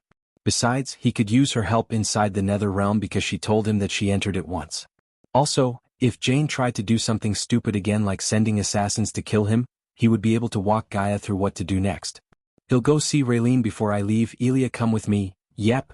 He nodded at Claire and Elder Reiner, and then he gently grabbed Gaia's hand before activating the newly upgraded lighting dash for the first time. Whoosh. Literally in a flash, both of them disappeared from their sight. Before upgrading the lightning dash to level 2, one could see tiny blue bolts of lightning left behind after Michael disappeared, and now the blue bolts turned into gold ones. For Michael, he could feel his speed had almost tripled. Eek, my head spinning, Brother Ghost. Before even Gaia could steady herself, she heard little Cindy's voice and looked up to see the little girl throwing herself at Michael. Gaia couldn't understand why this little girl became so excited and happy every time she saw Michael, and he too seemed delighted to see her. There you are. Michael pecked on Cindy's soft cheeks and lifted her up. Soon after seeing Michael's sudden appearance, Raylene rushed out of her house, which was given to her by Claire. Master Ghost, Ricky said you went to Phoenix Island? Yeah, I did. Cindy, go play with your friends. Your mom and I have to talk alone. What about Sister Elia? Can I play with her? Cindy excitedly asked Michael. You can play with her later. Now go play with your friends. Michael placed the little girl down and received a loving kiss on his cheek from Cindy. Cindy then ran happily in the direction of her friends. Raylene, come with me. Hearing Michael, Raylene followed him and Elia into her house. It was time he made Raylene his subordinate. Even though the house was old and small, Raylene kept it clean and presentable. Gaia's nose twitched because of the delicious aroma in the air and suddenly felt hungry. Raylene, do you trust me? Michael asked with a serious face. The question surprised Raylene, but she took a deep breath and answered honestly, Master Ghost, you saved us and gave us a home when I and the children had nowhere to go. The food we are eating is yours. I have nothing to give it to you except my life if you ask for it. My life is yours. Without her control, Raylene's eyes became watery. Will you be my subordinate and serve me well? Yes. Gaia, surprised to see Raylene drop to her knees, asking no questions. Does the host wish to accept Raylene as a subordinate? Yes, subordinate. Raylene, cultivation level, race, human status, healthy trait, cook, loyalty towards the host. 97%. Right out of the bat, she was 97% loyal towards Michael, unlike a certain someone. He was happy to confirm her trait was indeed cook, and now he could turn her into a 5-star chef. While she was kneeling in front of him, he placed his hand on her head. I'm going to make you a 5-star chef and head chef of all my future restaurants and hotel chains. I will give you 30% of the profits and the resources for you and Cindy to cultivate. Serve me well. Raylene was speechless and almost fainted on the spot. System, make Raylene a 5-star chef. Right after this, Gaia saw a bright light emerge from Michael's hand and cover the body of Raylene for a few seconds as she closed her eyes. When the light disappeared, Raylene slowly opened her eyes and looked at Michael like she was looking at a god. System, I need the blueprint and the interior design of Ristorante La Sponda. He spent another 500 badass points and bought the blueprint and the interior design to transform the Lucky Cat Tavern into a stylish high-end restaurant. Here, put this in your ear. Michael then looked at Gaia and handed over the small earpiece to her. While she was staring and curiously fiddling around the earpiece, he took out the thin book that had the blueprint and the interior designs. Master Ghost Dash, show your gratitude and loyalty in your actions. Michael interrupted Raylene with a wave of his hand and said. Raylene was still in shock, but the tears of overwhelming joy gushing out of her eyes like water breaking out of a dam. I will, Master Ghost. It took several seconds for Raylene to wipe away her tears and exclaim. Michael just nodded with a smile and disappeared out of her sight with Gaia. I want our restaurant to look like this. You can make a few changes if you want. In a few seconds, Michael reached the border of the Sunrise Sect and handed over the book to Gaia. Just don't die, alright? She punched him in the shoulder playfully. They'll try. Chapter 103, What is this thing? How can I still hear you? While Michael was on his way to Sarton, he heard Gaia's voice through his earbud. It's called earbuds. I can talk to you even after I entered the Nether Realm. Where did you get it? It's among the few things that mysterious light left me with. We can not only talk to each other through this, but also I can find you wherever you are, so you won't get your snaky ass kicked like at the Phoenix Island. You're not going to drop this, are you? She could tell he was enjoying teasing her. No. She proved the much-needed entertainment on his way to Sarton. Now that I think about it, I don't have to put up with your shit for 5 long days and am gonna enjoy every second of it. She sounded elated. Yet he knew she's going to miss him. After running for half an hour, he began to see the outer walls of Sarton and carriages on his way. Inside the city walls, Michael could sense a fluctuation in arch energy and saw a crowd of people going towards the center of the city. Hey! What was that? Is that lightning? After a golden lightning bolt passed by them, people were stunned and they had no idea it was Michael who just ran past them. Michael's full focus was on the center of the city where he sensed the arch energy fluctuations, so he didn't stop by to look around his surroundings and enjoy the view in the daytime. The last time he came to Sarton, he came by the night to slaughter a group of criminals to spread the legend of Lucifer. At the moment in the center of Sarton, Noah was standing in there and waiting for the portal to the Nether Realm to open with his friends. Beside him, Abel was gawking around and looked extremely nervous. Calm down, Abel, Peyton said she will take care of it and we believe her. Norvin lazily lied on Noah's shoulder and said. Suddenly, 5 groups of people flew towards the crowd from different directions at a very fast speed. Many people who were in lower-level cultivation such as the body refining stage couldn't even catch a glimpse of their silhouettes, and even Noah and his group of geniuses barely caught a glimpse of their figures. They appeared above the sky within a split second. It was like they had made an appointment for a meeting as they had all appeared at exactly the same time. Their emergence quietened the crowd down at the scene. An intense aura was released from their bodies like a high-tide wave in the sea, totally covering the sky. The people felt pressured by these auras that their souls shivered slightly, stirring up their sense of admiration for them. One group wore casual but noble clothes while the other 4 wore clothes that looked like uniforms. The silhouettes were Gerard Atkins of the Guardians Guild, Royce Camden of the Morning Star, Hazel Belmont of the Silver Moon, Edgar Godfrey of Aragoth, and Dean Byrne of the Golden Valley. If Michael was here he would recognize his one-night stand, Sadie Kaplan, who was standing behind Hazel Belmont, her teacher. Besides Sadie, there were also familiar faces of Evan, Victoria, and Selena among the people in the sky. Sigh. Abel sighed when he noticed Peyton and Zanali behind Gerard Atkins, who was a dark-haired man with a sturdy body. Everyone's gaze fell upon them with burning eyes, especially those rogue cultivators and some disciples of minor powers. They were all excited to be able to see the legendary figures of Breedia and Elon in person. It wasn't something that they had even dreamt of, especially seeing the famous legendary guardian Gerard Atkins. This matter was enough for them to boast in front of those who didn't have the chance to come when they returned. Edgar was wearing grayish armor on his sturdy body. After he arrived, one of the youngsters behind him murmured something in his ears, looking at Noah and his group immediately after he saw them. The youngster recognized Noah by his pure white clothes and the golden babaroo on his shoulder. Who the heck is Noah Winstons, and how dare you kill one of my disciples? Edgar raged. A strong aura suddenly rushed out of his body, inciting fear among the crowd. After his sentence was finished, everyone both in the sky and land fixed their eyes on Noah. Gerard was the one who was surprised the most. Back when Peyton told him that she found the replacement for Ghost of the River Town, Noah was merely a body refining stage level 4 warrior. Within a short period of time he had reached level 8, this kind of cultivation speed really startled him. Yet even though he was surprised by Noah, he was the calmest of all. Gerard gave a nod of approval at Peyton for finding a genius for the trainee guardian position. Humph. Do you think you can kill my disciples and escape the wrath of Aragoth? Edgar made a cold humph. He launched an attack with his palm-like claw at Noah. Who wouldn't know how powerful a core strengthening stage level 10 was? The powerful aura he radiated was strong enough to immobilize Noah. To Edgar he was a very rare genius, but he was an enemy now. He was as fragile as an ant in front of a core strengthening stage warrior and could be pinched to death easily. Swoosh.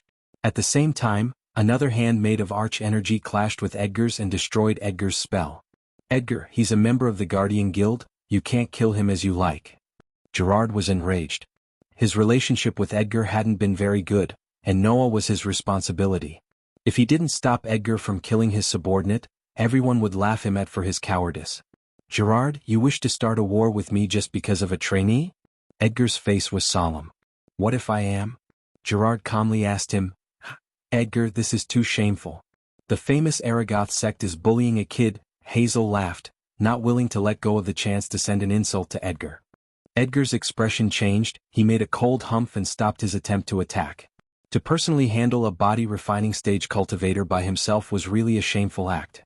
There were more than enough inner disciples who could get rid of him. Edgar gave the orders secretly using his telekinetic sense to his disciples. Listen, don't let me see this kid walk out of the nether realm alive. One youngster behind him nodded and bowed at Edgar after receiving the order. Meanwhile, Hazel flicked her wrist as numerous space rings appeared in the air and each of the rings floated towards a person. You can't use any space rings inside the nether realm except the one in front of you. Utility space carefully by taking what you really want. Avoid fighting with each other and concentrate on getting the treasures for your cultivation. After Hazel, Royce Camden of Morning Star gave a piece of advice to all the youngsters. Alright. No more delays. We should open the rift with no delays, Dean said after everyone grabbed the space rings. Right after that, the 5 masters came together and formed a portal on the ground connecting this world to the nether realm. We are finally going to enter the nether realm for an expedition. I have been expecting this for a long time. I must get something good when I enter. Many had started to feel nervous. This was the day that they had been waiting for. They have all been preparing for this big event to happen and would rush into it as soon as it was opened. Let's go, we're going in. Some had flown up wildly and rushed into the portal like there's no tomorrow. The entrance of the portal was enormous, big enough for them to enter in a large group like a swarm of wasps. The geniuses of the 3 big sects and disciples of Aragoth were also entering the portal excitedly. Meanwhile, Zanali and Peyton descended from the sky and landed near Noah and his group. Big brother, let's go in together. Maisie stood beside Noah. Who's this little girl? Peyton asked with a smile on her face. She could tell that there's a special relationship between the two. This is Maisie, my good foster sister.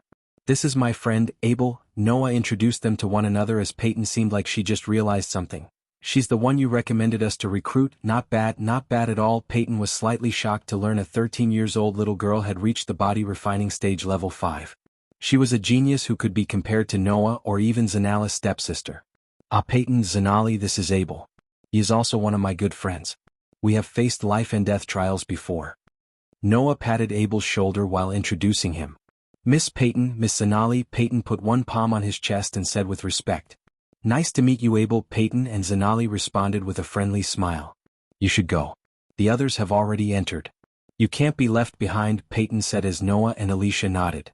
Let's go. Right after that, he and his group rushed into the portal, but just as they were about to step into the portal, they halted their steps when they saw a flash of gold lighting bolt into the portal.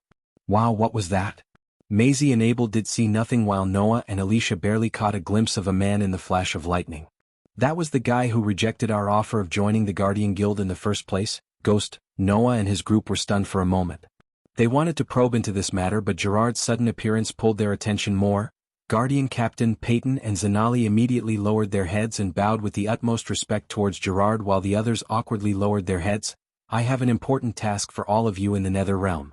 Chapter 104. After staying for 1.5 hours in the portal, Michael finally saw a light at the end of the tunnel. I think him here. Seeing this, Michael's spirit rose. Remember to take shelter in the abandoned buildings at night? He heard Gaia's serious voice through the earpiece and agreed in his mind. According to Gaia, powerful netherals such as core formation and even core strengthening stage netherals would come out of their hiding place at night. Therefore, roaming outside at night in the nether realm with their body refining stage cultivation level was nothing but suicide. "I'll take shelter at night," he said and reassured her. After a few seconds, the light at the end of the portal became brighter, and soon after he finally arrived at the end of the tunnel. Swoosh!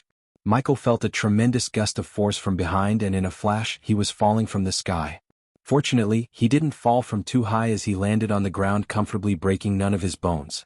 After leaving the portal, he heard the excited cries of people. He was standing on a vast grassland and the sight slightly surprised him. When he first mentioned the nether realm, he imagined it to be a desolate place with ashes in the air and streams of lava on the ground. Yet the place before him seemed like a perfect place for a picnic with friends. "Let's go towards the ends of this plain field, I'm sure we'll find some treasures there." At the moment, someone said and ran past Michael. Soon, more than 100 warriors were scattered around in different locations, and all of them were rushing toward the end of this plain field at the same time. Lightning dash. A few minutes, Michael overtook them and reached the end of the plain field before anyone else could. A white fog suddenly emerged in front of him, and when people came closer to the fog, they discovered there were 7 paths in front of them. Each path had appeared out of nowhere, and they looked illusionary, and none of them seemed to be real. How come there are so many paths? How are we going to choose which to take?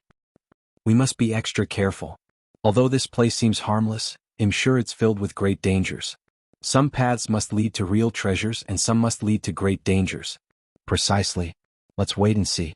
It's best not to be too impulsive. If we enter some dangerous situation, our lives would be thrown away in vain. The crowds immediately stopped moving. Everyone stared at the fork in the road, the 7 paths in front of them. They did not know which path they should choose. When there was a great opportunity, the great danger would usually lurk nearby. No one wanted to risk their lives for nothing. Therefore, they had to be really careful when picking which path they should take. White fog hovered around all 7 paths and made it even more difficult to choose the right path. Everything seemed quiet and calm, but the crowds felt an eerie feeling as they looked at the 7 paths and the white fog. "Hey, there are 7 paths in front of me, which one should I choose?" he asked Gaia, and he also directed the question to the system. "Choose one randomly and go." That's what I did. The system level is too low to scan the paths. Unfortunately, both Gaia and the system were unable to help Michael choose a better path, so he decided to choose a path randomly. While the others were hesitating to step forward, Michael chose the 3rd path from his right and began to walk the path. Tap, tap. The path he chose was really quiet and silence filled his journey. The only sound he could hear was the sound of his footsteps. He walked the path with a solemn expression, trying to be as careful as possible. He was glad that he bought the environmental scanning that's helping him be aware of the surroundings. "What's happening?" Gaia asked him. "There are cracks everywhere on this path, and it's emanating an ancient aura. I wonder how many years it has existed. It's really giving me a spooky feeling." He furrowed his brows. "Just be careful and ready for a fight. You don't know when a netheril would jump out of the fog and drink your blood." She tried to scare him with her spooky voice, but it only made him chuckle. Yet his instincts told him that this path wouldn't be as peaceful as it seemed. He walked forwards for nearly an hour at a consistent speed. Suddenly, he heard a miserable shriek sound out not far in front of them, and his environmental scanning alerted him that there were hostile enemies in front of him a few meters away from him. The shriek sounded really spooky, as if it came from an inhuman creature. He sped up, and shortly after, he saw a man motionlessly lying in a pool of blood about 20 meters in front of them. It was a shocking scene. The man's throat had completely ripped off and blood flowed out from the neck. "It seems he entered this path before me," he said, and weirdly, instead of worrying, a grin appeared on his face and his eyes lit up. "Finally some action and XP," Michael suddenly shouted out. With extremely fast speed, he unsheathed his sword and swung the sword around. A loud shrill was heard. Michael's sword had cut something. Ding. Congrats to the host for killing a body strengthening stage level 8 netheril. The reward is 7,000 experience points as well as 200 badass points. After he heard the system, he found a dark goo splatter and soon found a netheril human lying on the ground in his own pool of dark goo. "What is it?" Gaia asked curiously. "Just a body strengthening stage netheril. After reaching level 10 of the body refining stage, killing this netheril felt like stepping on an ant. The netheril was too weak and didn't even have time to dodge Michael's sword slash. There are more of them here. An evil grin surfaced on his face before golden bolts of lightning cracks began to dance around his fingers. Zzz. Zzz. Zzz. Zzz. Zzz. Zzz.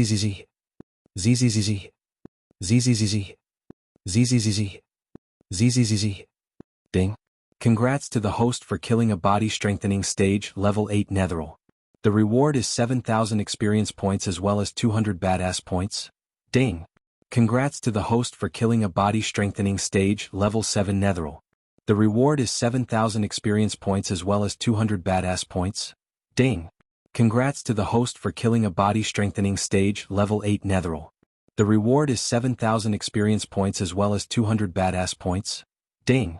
Congrats to the host for killing a body-strengthening stage level 6 Netheril. The reward is 7,000 experience points as well as 200 badass points. Ding. Congrats to the host for killing a body-strengthening stage level 7 Netheril. The reward is 7,000 experience points as well as 200 badass points. Michael just kept walking the path while sending bots of lightning into the fog in all directions. With the help of his environmental scanning, every lightning bolt he fired killed a Netheril or two. The people who were walking the same path as Michael saw golden flashes of light through the white fog and heard loud shrills. They are so weak. Why are you being so proud? If I was there, I could have killed them with a flick of my wrist. The proud and arrogant voice of Gaia sounded in his head. You better finish all your tasks when I return, Gaia, or I'll take away your breakfast, second breakfast and night snacks. Are you blackmailing this princess, you damn bastard? Yes, I am. During the next 2 hours he continued walking this path, and it was as if there was no end to it. Along his way he continued to kill the Netherils, and with their weak strength and environmental scanning, no matter how good a Netheril hit itself, it would still die. Along the way he had killed more than 100 Netherils and earned enough experience points to reach the body-strengthening stage. But soon, the following situation made him lose the smile on his face because the Netherils that continuously attacked him didn't appear once more. The path had suddenly become extremely quiet. Then after a few minutes of walking, the path had finally ended. The white fog hovering around him also disappeared. Michael continued moving forward with a sad face because of the disappearance of the Netherils. In the blink of an eye, he left the path and arrived at the mountain range. This mountain range covered 60 kilometers in all directions, but there wasn't a single plant on site. Have you left the path? Buzz. Right after Gaia finished speaking, Michael's lips curved upwards as hundreds of stone Netherils suddenly appeared within the mountain range. They instantly started sprinting toward Michael. So many Netherils. Those Netherils aren't that strong, just fly above them. Hearing Michael's voice, she suggested flying above the Netherils to avoid being annoyed by the weak Netherils. However, in his eyes, these Netherils appeared to be experience farms which could make him jump from body strengthening stage level 1 to level 3 and also increase his sword mastery to 85%. I love Nether Realm. Chapter 105. Right at this moment, a group of youngsters was walking the path quietly. Although their journey was uneventful, their eyes were filled with terror because their path was painted with dark goo, Netheril limbs and body parts. Who did this? A girl in the group asked while tightly clenching her sword. The boy who was leading the group shushed the girl as they began to hear loud shrieks in the air. Oh my God, Netherils! The boys in the group swallowed their saliva and the girls moved closer to each other in fear. Guys, I think the Netherils are fighting. The group walked this path before us. The boy who was leading the group said and prepared himself for an intense fight with the Netherils. Come on guys, we have to help them. Dennis, wait. The group behind him however didn't want to fight the Netherils and tried to stop him from moving forward. Guys, don't be stupid, we cannot turn back after coming all this way. The fight is inevitable. Let's join the fight with that group and fight together. Despite their fear of fighting the flesh-eating Netherils, they could see the point of joining another group and fight the Netherils together rather than facing them alone. There's strength in numbers guys, come on, Dennis urged them and advanced to join the fight. His group soon followed him behind through the mist and after a few minutes, the white mist around them disappeared. They continued to move forward in the battle's direction sound. The sounds of the shrieks sounded louder as the group halted their steps for a moment and took deep breaths. Are you guys ready? Dennis could see the battle is happening just around the corner and wanted to make sure his group is ready to face the Netherils. Yes, they knew it's too late to turn back and wanted to face the Netherils with courage and valor. Good, Dennis nodded and turned back. For glory. For honor. For Westview. The group dashed forward letting out high-pitched battle cries. However, their battle cries were cut short by the sight in front of them. Though the terrain was covered with grayish pebbles and ashen soil, the ground wasn't clear gray but blackish crimson color. Their eyes were fixed on the netherals before them, yet they lowered their weapons subconsciously. In front of them they saw a mound of netherals. They stood still staring at the golden bolt of lightning moving around the netherals. Everywhere the golden lightning bolt traveled, they could see a netheral fall, losing either its head or half of its body or both. Soon the mound grew bigger by one or more inanimate netheral. This scene continued for another 10 minutes and the mound of netherals grew bigger and bigger. The group stood there with their mouths opened as they witnessed a mob of netherals being reduced to zero in a short amount of time. The very next moment after killing the last netheral, they saw the golden bolt of lightning slowing down transform into a black-robed youngster. Dennis and his group were stunned beyond words when they realized that all the netherals were killed by not a group but a single person. My sword broke. Michael lifted one of his swords and shook the sword as a chunk of the blade fell off from the sword. He picked up the chunk of the blade and put it inside his space ring along with the broken sword. Since these were his first swords, they had sentimental value for him. Let's burn these suckers. Michael walked towards the mound of netherals, and on his way, he saw the terrified faces of Dennis and his group. Hey, he waved shortly at Dennis and his group and took out a can to burn all the netherals. Oh. Hi. It took several seconds for Dennis to respond, but Michael was busy pouring the green liquid on the netherals. What is you doing? A girl behind Dennis asked him. Ignitia. The girl's question was soon answered by Michael as a tiny bolt of lightning hit the mound of netherals. Instantly, the mound was on fire and they all closed their noses due to the stench radiated from the burning netherals. Soon the mound was reduced to nothing but ashes. They saw him gathering all the ashes into a large bottle and storing it in his space ring. They had no idea why he collected the netheral ashes. Unlike the netherals he killed in the river town, these netherals had a special property in their body and it made their ashes one of the best fertilizers for his herbal garden. Besides this ash, he earned enough experience points to reach the body strengthening stage level 3 through killing the netherals and absorbing their cores. He kept a bunch of cores for the elders and Claire so they could also reach the higher stages. The stronger his base of operation, the more badass points he could earn. After collecting the ashes, he turned around and disappeared from their sight in a flash, leaving them dumbstruck. Did you kill them all? After leaving the battleground, Michael heard Gaia's voice. What do you think? Move your ass faster, human, or you would lose the real treasures, she yelled at him as Michael said, Did you forget about my war god body? The more I kill, the stronger I would become. Freaky, but I wish I could cultivate like you, Gaia sighed. Don't worry, it'll help you cultivate faster. You better. She didn't feel ashamed of asking for his assistance, but on the contrary she felt thrilled. While chit-chatting with Gaia, he exited the mountain range, and right before he left the mountain range, a white fog suddenly appeared in front of him again. The white mist prevented him from looking further into the distance. At the same time he felt a cooling sensation.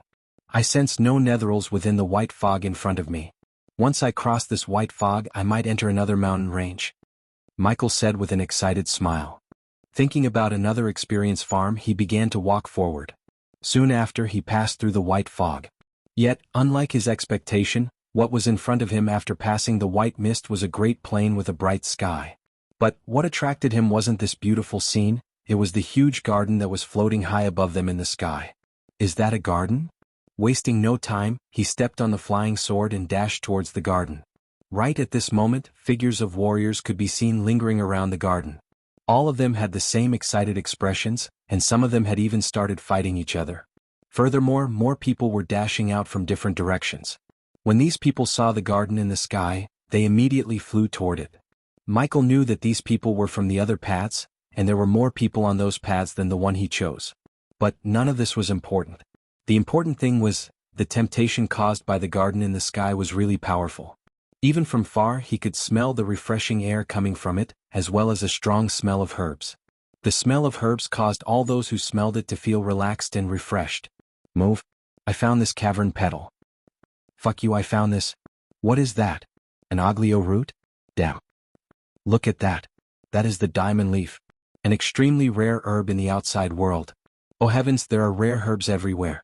This entire garden is a gigantic treasure. Everyone arrived at the garden in the sky and were excitedly yelling and shouting.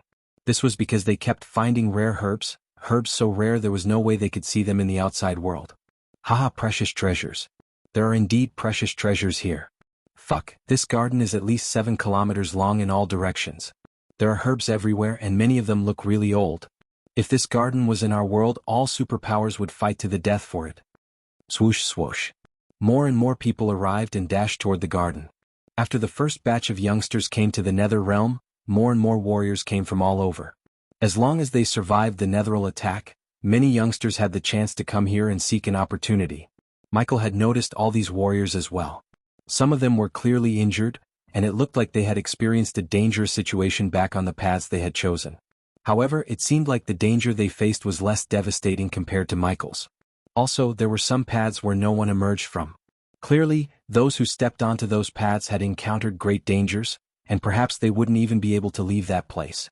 As for those warriors who didn't encounter any dangers, they had long ago emerged from the path and were hanging around in the Sky Garden right now. Who knew how many benefits they had gotten so far? It took Michael several hours to reach this garden. Regardless of which path the people emerged from, they were faced with the biggest opportunity in their lifetime. This garden in the sky by itself was a gigantic treasure.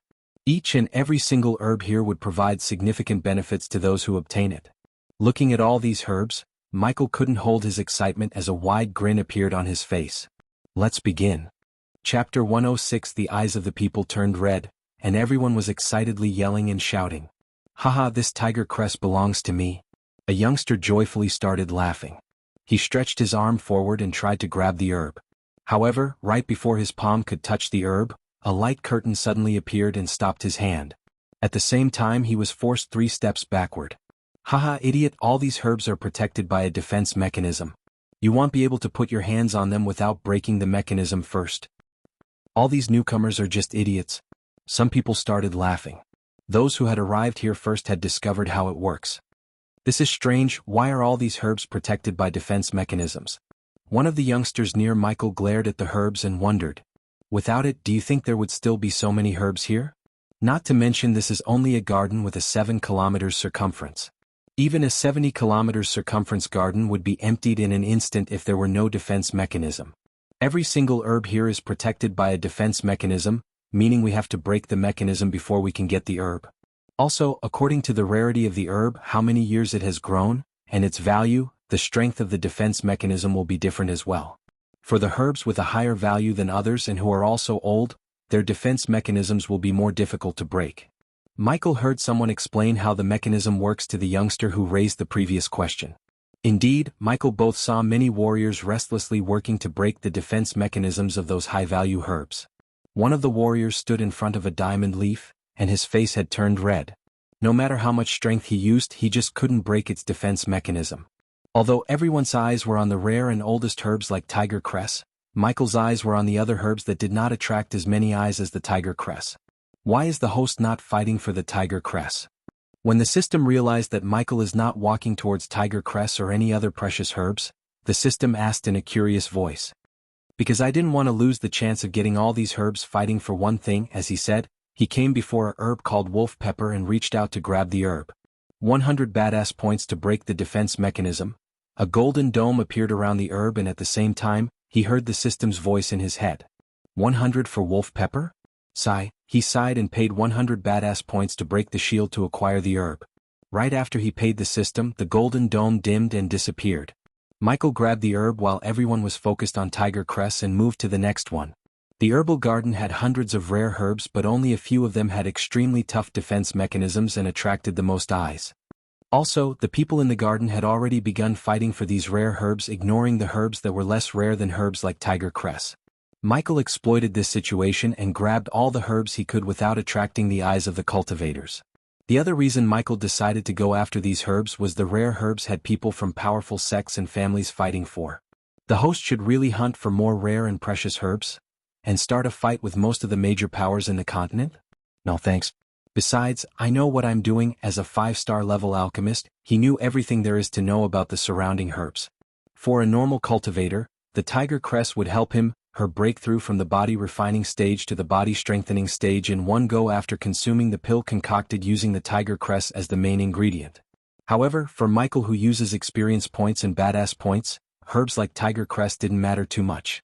Also, these herbs would only have desirable medicinal quality if they matured for more than 1,000 years, and if not, their medicinal quality and worth would be subpar at best. Although Michael had the system, he still couldn't fast forward the time and grow a bunch of 1,000-years-old tiger cresses. Michael's sole intention was to get as many as the herbs he could and grow them in his herbal garden to make more varieties of pills and potions without making too many powerful enemies in the process. The herbs he was collecting could be easily grown in his herbal garden and didn't need to mature for 1,000 years to get the most out of them. Nachia Baka, Satar, Yadath, Koniaspi, Yugon, Autumn Licorice, Swamp Leaf, Star Cumin, Moon Oregano, Mountain Vanilla. While recalling the herbs he collected, he continued to collect more and more herbs. Because of the size of the garden and Michael's quick work on the defense mechanisms, many did not even notice him as they were busy trying to break the defense mechanisms on their own. The system urged Michael to steal precious herbs like tiger cress, hoping to make him piss off many powerful people so it could reap the badass points from him by helping him in battle. He did the opposite of the system's intention and didn't fight with anyone.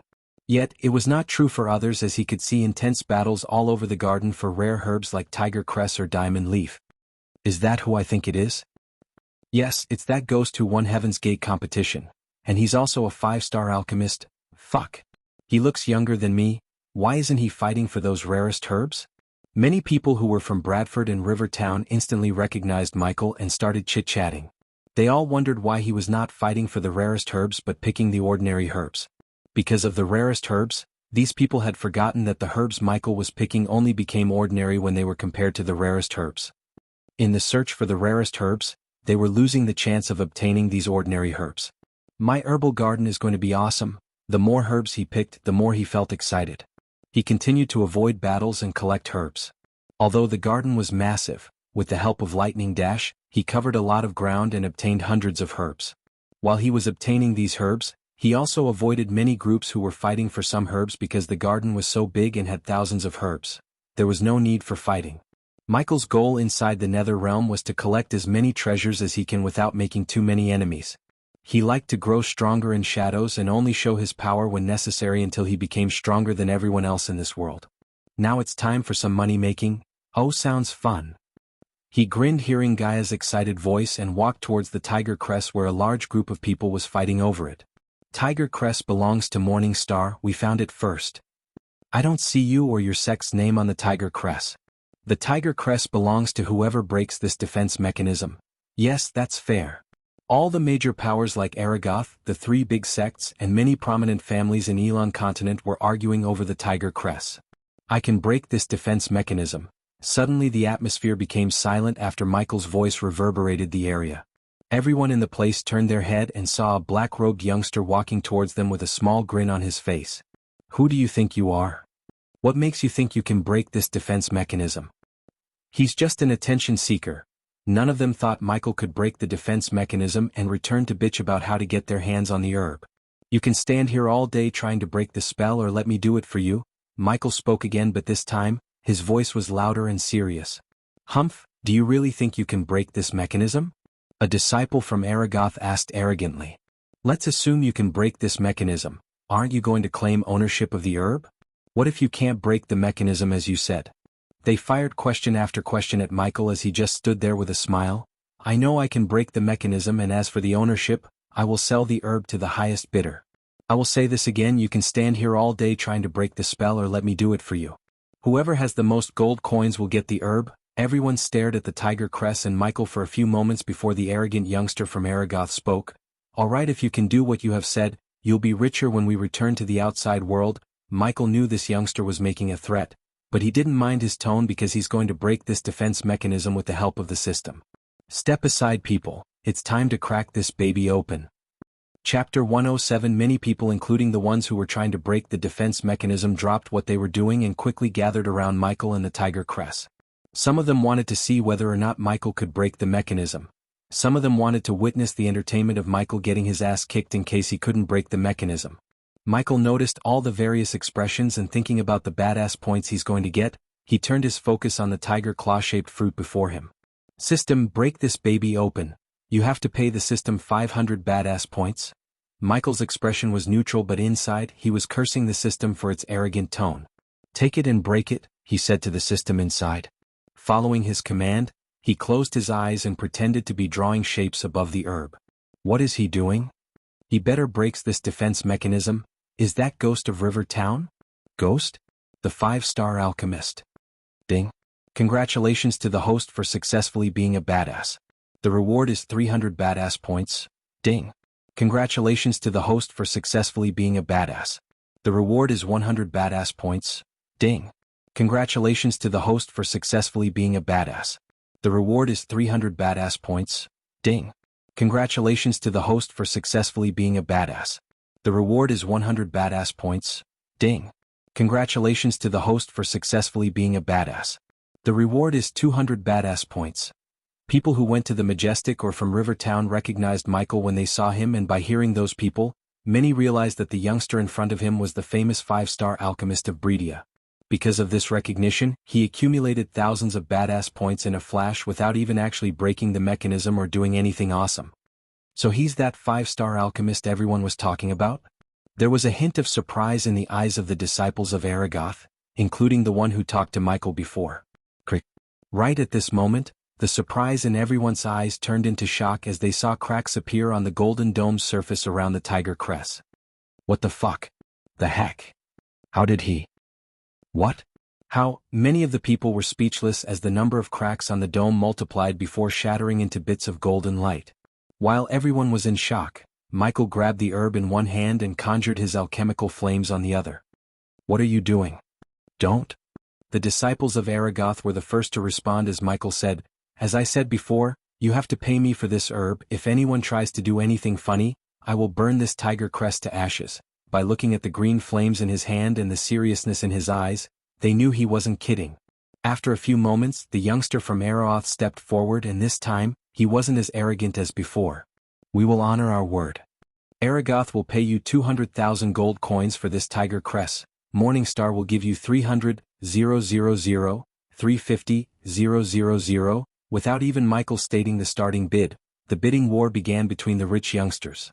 Golden Valley 450,000, 550,000 gold coins, 600,000, 700,000 gold coins, plus we will hire you as our alchemist and pay you handsomely. Finally, the youngster from Aragoth raised his voice and placed his bid, and also he sweetened the pot by making another offer. Morn dash, sold. Before even the disciples of Morningstar could place the next bet, Michael sold the tiger crest to Aragoth. The Morningstar sect, and he didn't have a smooth relationship because of his enmity between him and Selena. Moreover, he would prefer to be on the good side of Aragoth's rather than on Morningstar's. After knowing the history between the Order of Death and the Guardians, Michael realized that he would need powerful people with him to fight a giant power like the Guardian Guild. Unlike Noah, who antagonized many powers in Breedia, Michael preferred to work in shadows while making fewer enemies as possible. Then, with the help of the system and his planning, he would become stronger and build a faction strong enough to subdue all the sects and the major powers. In his path of world domination, he planned to make Aragoth his first ally through working with this youngster. "Here you go." Michael tossed the herb at the youngster and then he reached out his hand. "Ghost, happy to help Aragoth." Nathan Bradley of House Bradley. The youngster shook Michael's hand after giving a thought. "Human, what the fuck is going on there? You sold what?" Ignoring Gaia's frustrated shoutings in his ears, he smiled back at Nathan and shook his hand before turning his gaze towards the diamond leaf, which was another precious and rare herb in the garden. "Why don't you give me one? 8 million gold coins for diamond leaf, oglio root and cavern petal?" Michael asked Nathan with a wide grin while others looked at him with vexed faces.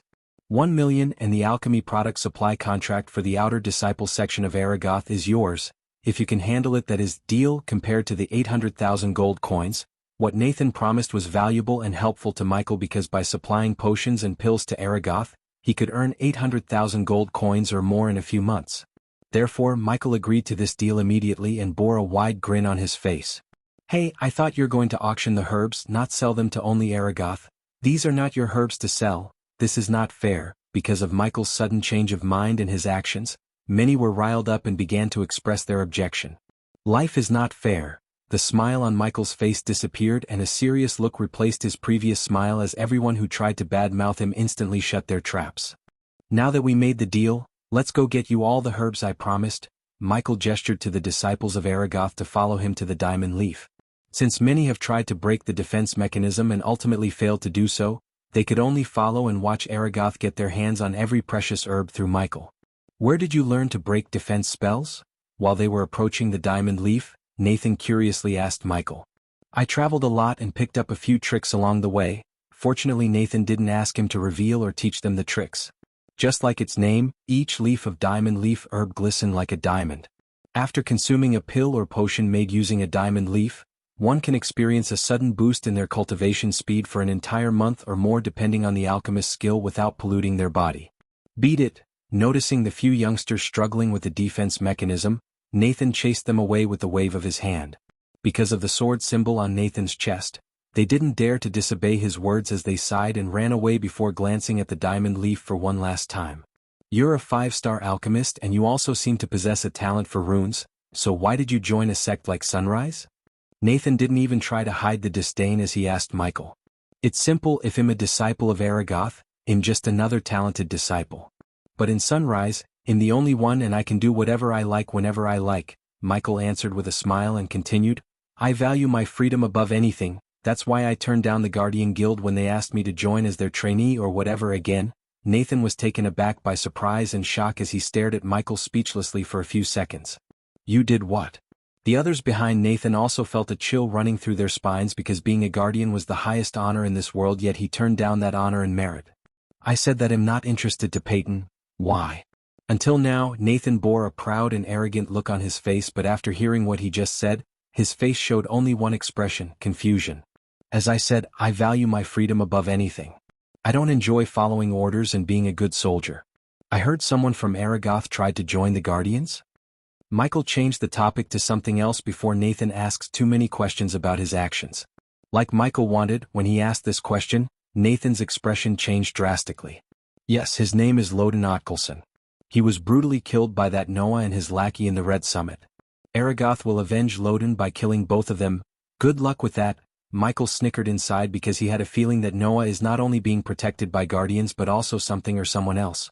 However, the more enemies Noah makes, the more allies Michael could have in the fight against him and the Guardian Guild in the future.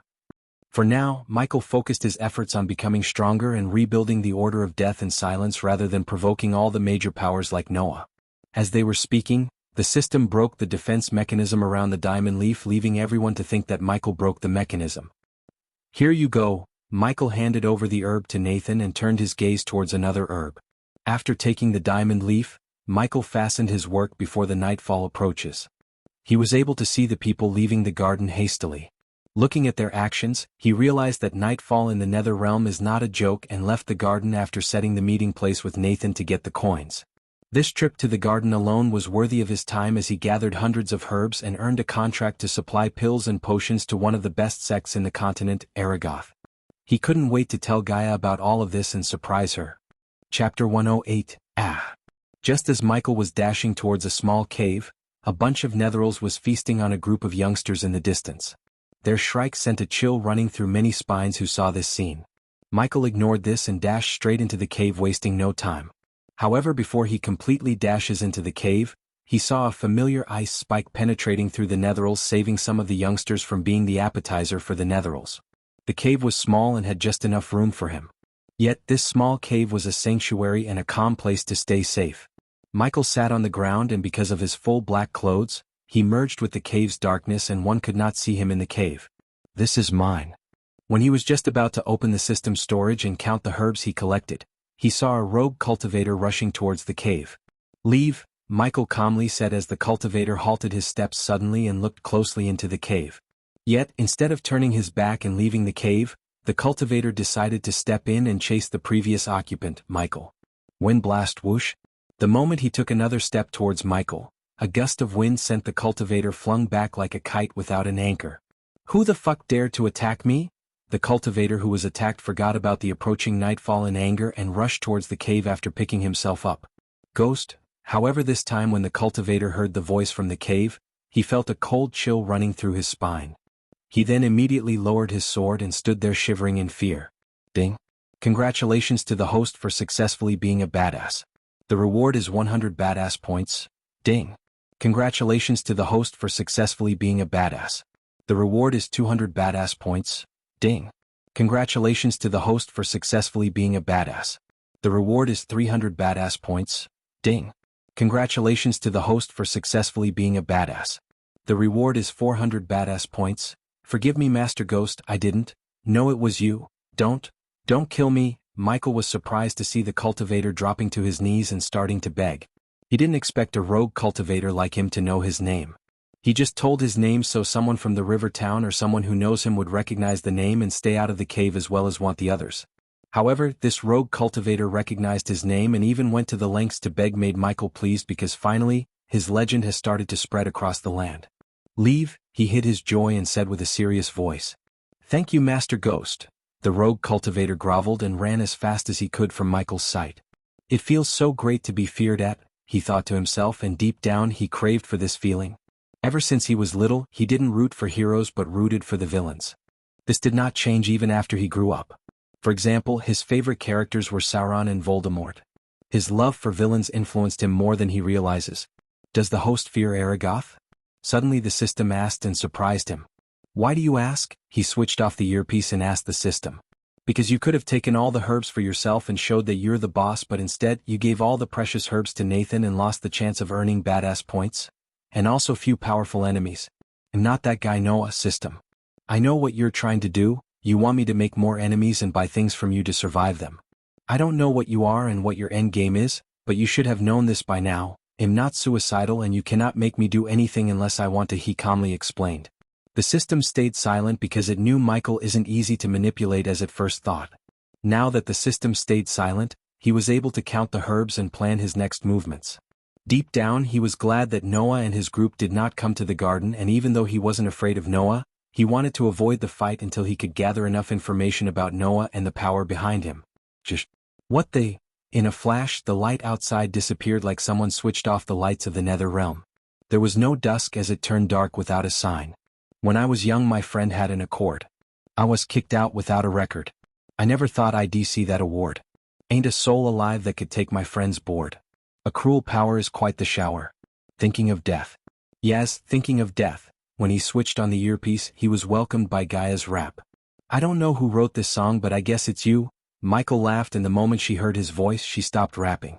Where the fuck did you go? She was annoyed when he went radio silent, and he listened to her singing made her feel even more annoyed. You did the right thing. A contract with Aragoth is more valuable than those herbs. After he explained what he did in the garden, Gaia agreed with him and supported his decision. Just when he was about to reply, the environmental scanning detected a hostile activity nearby. Hello, is this thing broken again? Karikari. Stop biting the earpiece. I'm sensing a Netheral horde nearby. Is that normal in Nether realm? Netheral horde? Weird. By hearing her tone, he could tell that it is not normal. He wanted to check what's going on outside, but at the same time, he didn't want to get killed because of his curiosity. They are marching towards somewhere, like soldiers. If the Netherals were moving chaotically, Michael would have felt this curious. They were marching towards somewhere like trained soldiers. Are you sure? Because the Netheral horde is not capable of marching like soldiers, said Gaia. For 1000 badass points, the system can mask your scent and project you from getting detected by the Netherals. While he was stuck between curiosity and safety, he heard the system's voice. That's more like it. When it comes to situations like this, the system had perfect solutions. Considering he had no solution of his own, he decided to get whatever the system is selling so he could check out where the Netherals are heading. Just after 1000 badass points disappeared from the stat menu, he felt a strange sensation in his body. The host is now ready to explore the Nether realm without fearing the Netherals. I have a way to find out what's going on here, he said, and stood up to leave the cave, taking advantage of the darkness. Of course you do, you freak. In masking my scent using a special potion, Gaia believed him because she knew that the mysterious light and Abra's soul blessed him with ancient knowledge which enables Michael to perform miracles like this one. He slowly stepped forward while checking whether anyone near him, and after confirming that no one would see him leave the cave, he left the cave. He didn't use the lightning dash as it might draw some unwanted attention, and because of his black clothes, he perfectly merged with the darkness and disappeared. While heading towards the Netheral horde, he couldn't see the garden in the sky. It made him realize that after nightfall, the places which had treasures may not appear for him to loot. However, the purpose of this night visit was not looting but to unveil the mystery behind the marching Netheral horde. There they are. After walking in the direction of the Netheral horde, Michael saw hundreds of Netherals marching towards somewhere. Fortunately, what the system did worked, and none of the Netherals in the horde could detect him following them. What's happening there? Gaia asked in a husky voice. I will keep you posted, now stay silent, he said, and continued to follow the Netherals. Eventually, the Netherals entered into a thick forest, but the uneven ground and obstacles were unable to slow down their marching speed. After entering the forest, Michael climbed up the trees and followed them by jumping from branch to branch using the Mark III grapple hook. And because of this height advantage, he noticed a bonfire at the distance. I bet these Netherals are heading towards there, slightly increasing his speed. Michael moved towards the bonfire, but he was cautious not to make any sounds that could bring him unwanted attention. Ikasen wasnins kwanks neekstil sees Nifin. As he got closer to the bonfire, he began to hear someone chanting something in an unknown language. Is that an orc? When he got close enough, he saw a figure standing in front of a bonfire and sculptures made of bones. The figure looked just like one of the orcs from the movie Lord of the Rings, ugly and evil. This is getting more and more interesting. Chapter 109, An Orc with a Summoner Trait. Standing atop a branch, Michael scanned the orc and identified its trait. The orc wore ragged robes, and the robes had mud and bloodstains on them.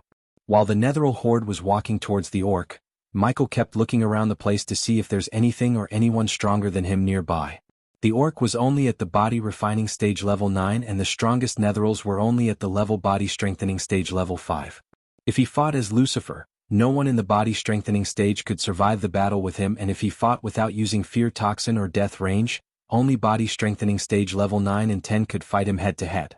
However, now that he had enough experience points to reach the body strengthening stage level 3, no one in the body strengthening stage could win a fight against him after he reaches the body strengthening stage level 3. As he was watching the orc from above, he saw a small journal in the orc's hands and realized the orc is chanting the lines in the journal. Come my children, kneel. Before me. The orc's voice was rough and animalistic, just like in the movies. To Michael's surprise, the entire horde of Netherals kneeled down. I did it. Ha ha. The orc's mad laughter echoed through the silent hills and forest. In its eyes, Michael saw pride as well as anger. Father, brother, I'll avenge you. Soon, I'll plague the world with undead and kill every single one in the Guardian Guild. This day gets better and better. Seeing the orc could summon and control the Netherals, Michael already planned to start a Netheral farm, and hearing that the orc has a hatred towards the Guardians was like a cherry on top. System, can we take this orc outside without getting detected by the Guardians? By looking at the wounds on its body and what it just said, Michael figured out that the orc's life is in danger. He didn't give a damn about the orc's well-being, but if he could save the orc from the Guardians, he could use the orc to level up rapidly. Therefore, he wanted to stop the orc from doing anything stupid like going to war with the Guardians and take orc to the Abyssal, where the orc could stay safe and summon Netherals for him to kill. Plus, the Abyssal may be the safest place to summon Netherals without getting detected by the Guardians. Of course, Michael would make sure they won't find out anything about his little secret activity in the dark forest with the help of the system. Oh, suddenly Michael detected another presence nearby, and it wasn't a Netheral. When he turned in the presence's direction, he noticed a dark red-haired youngster rushing towards the bonfire with a long spear in his hand. Is that the guy who was with Noah before? Michael saw this youngster before when he dashed into the portal. He was with Noah and Alicia. An hour ago, inside a worn-out cabin, there was a group of youngsters sitting on the floor. Damn it, Noah, I told you we should look for treasures instead of that orc. Norvin, the golden Babaru, curled up against Maisie's chest and complained. I heard Ghost and some disciples of Aragoth picked all the rarest herbs in the Sky Garden. Abel sighed thinking about those precious herbs and said, capturing that orc is our first priority, Abel. If we don't, there will be another Slyhaven massacre. Abel and the others didn't talk back after hearing Noah's serious voice, while only Maisie looked confused. Big brother Noah, what's Slyhaven massacre? There was an awkward silence for a few moments before Alicia opened her mouth. Slyhaven was a village far away from Kethen. A few weeks ago, someone summoned Netherals from this realm. Why? Asked Maisie before Alicia could finish her sentence. We don't know, but the Guardian suspects that the one who summoned them was practicing an evil ritual. The one who summoned picked two places and summoned the Netherals, Rivertown in Breedia and Slyhaven in Kethen. Apparently Rivertown was just a distraction to keep the Guardians away from Slyhaven, Abel said, gritting his teeth. The Netherals attacked the village and massacred every single one of them. When the Guardians and the Baron's men came, it was already too late. Just by hearing the story, Maisie felt sad for the villagers, and then her little face reddened in anger towards the culprit who summoned the Netherals. Did you get the vile creature who was responsible for their death? The ones who summoned the Netherals were 3 orcs. Peyton and Zanali killed the 2 of them, but the last one escaped. We must capture the last orc and investigate it to know more about their plans and how did they manage to summon the Netherals from this realm to the outside world in the first place. Noah said, and before Maisie asked another question he continued, Guardian Captain Gerard believes the third orc somehow entered the Nether Realm, and since only body refining cultivators can enter here, we have to search and capture the orc before there's another massacre. Oh, that's what you were talking with him, Maisie said as Noah nodded. Big brother, you should have said this earlier. I will help you scour through this entire Nether Realm with you to find that orc. Maisie stood up as she put her hand on the chest and said. Noah smiled at the little girl. I know you will, Maisie. Big brother, what happened in River Town? After hearing about the Sly Haven, Maisie wanted to know what happened in River Town because even though Abel said it was a distraction, she wanted to know what happened to the Netherals that went to River Town. They were all killed by Ghost, Abel answered Maisie as Alicia scowled when she noticed a tinge of admiration in Abel's eyes. He did not kill all of them, he just stupidly started a fight with Netherals without thinking about the people in River Town or waiting for the Guardians to arrive. Do not admire him, Abel, he's a selfish bastard. You saw what he did to that man who tried to take shelter in the cave, Alicia spoke with a cold look on her face. That's not what the River Town people think of him, they say he saved him from the Netheral attack. And also, I don't admire him, I just wish he doesn't turn up to be another bad guy. The world has enough bad guys as it is. I don't know he's bad or not, but he's definitely not a good person. Stop it, Alicia. What did he do to you? You're just jealous that he's better than your sweetheart. The golden Babaru let out an evil grin and teased Alicia. Shut up, monkey. I'm sure big brother Noah can kick his ass any day, Maisie proudly said as everyone turned their gaze at Noah to hear his answer. I honestly don't know. After seeing him kill a group of youngsters on the Phoenix Island and how he vanished after facing Julius, Noah wasn't sure that he could defeat him. Deep down, Noah knew he's a better swordsman than him, yet Noah also knew that it's only temporary as Ghost doesn't have what he does.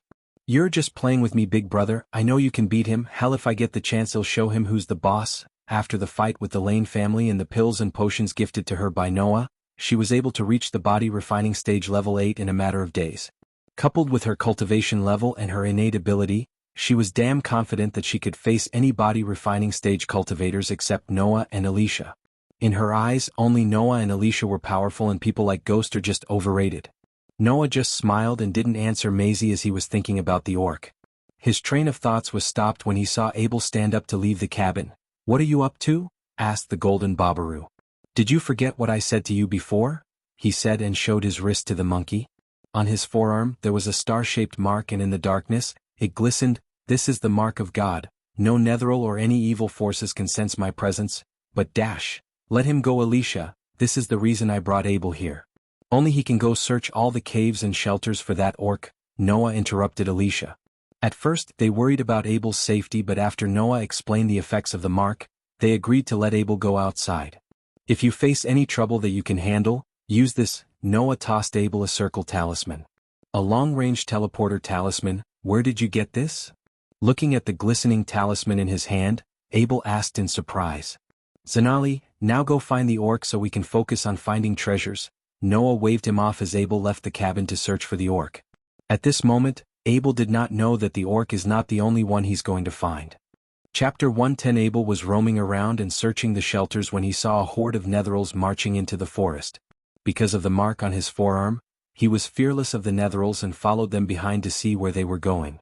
The orc's laughter didn't help it but revealed its location to Abel. Standing on top of a branch and hiding within the darkness, Michael noticed Abel approaching the orc with his spear raised. The distance between the orc and Abel rapidly decreased, but the orc had no idea of the upcoming danger. What's on his forearm? Michael frowned, looking at light radiating from Abel's forearm. In a few moments, Abel leaped out of the darkness and landed near the bonfire, startling the orc.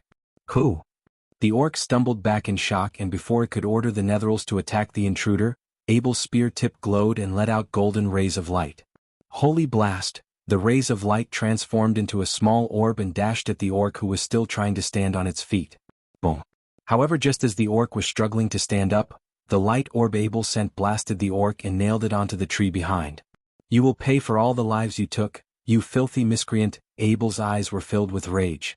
He was doing his best to control his anger and killing the orc on the spot.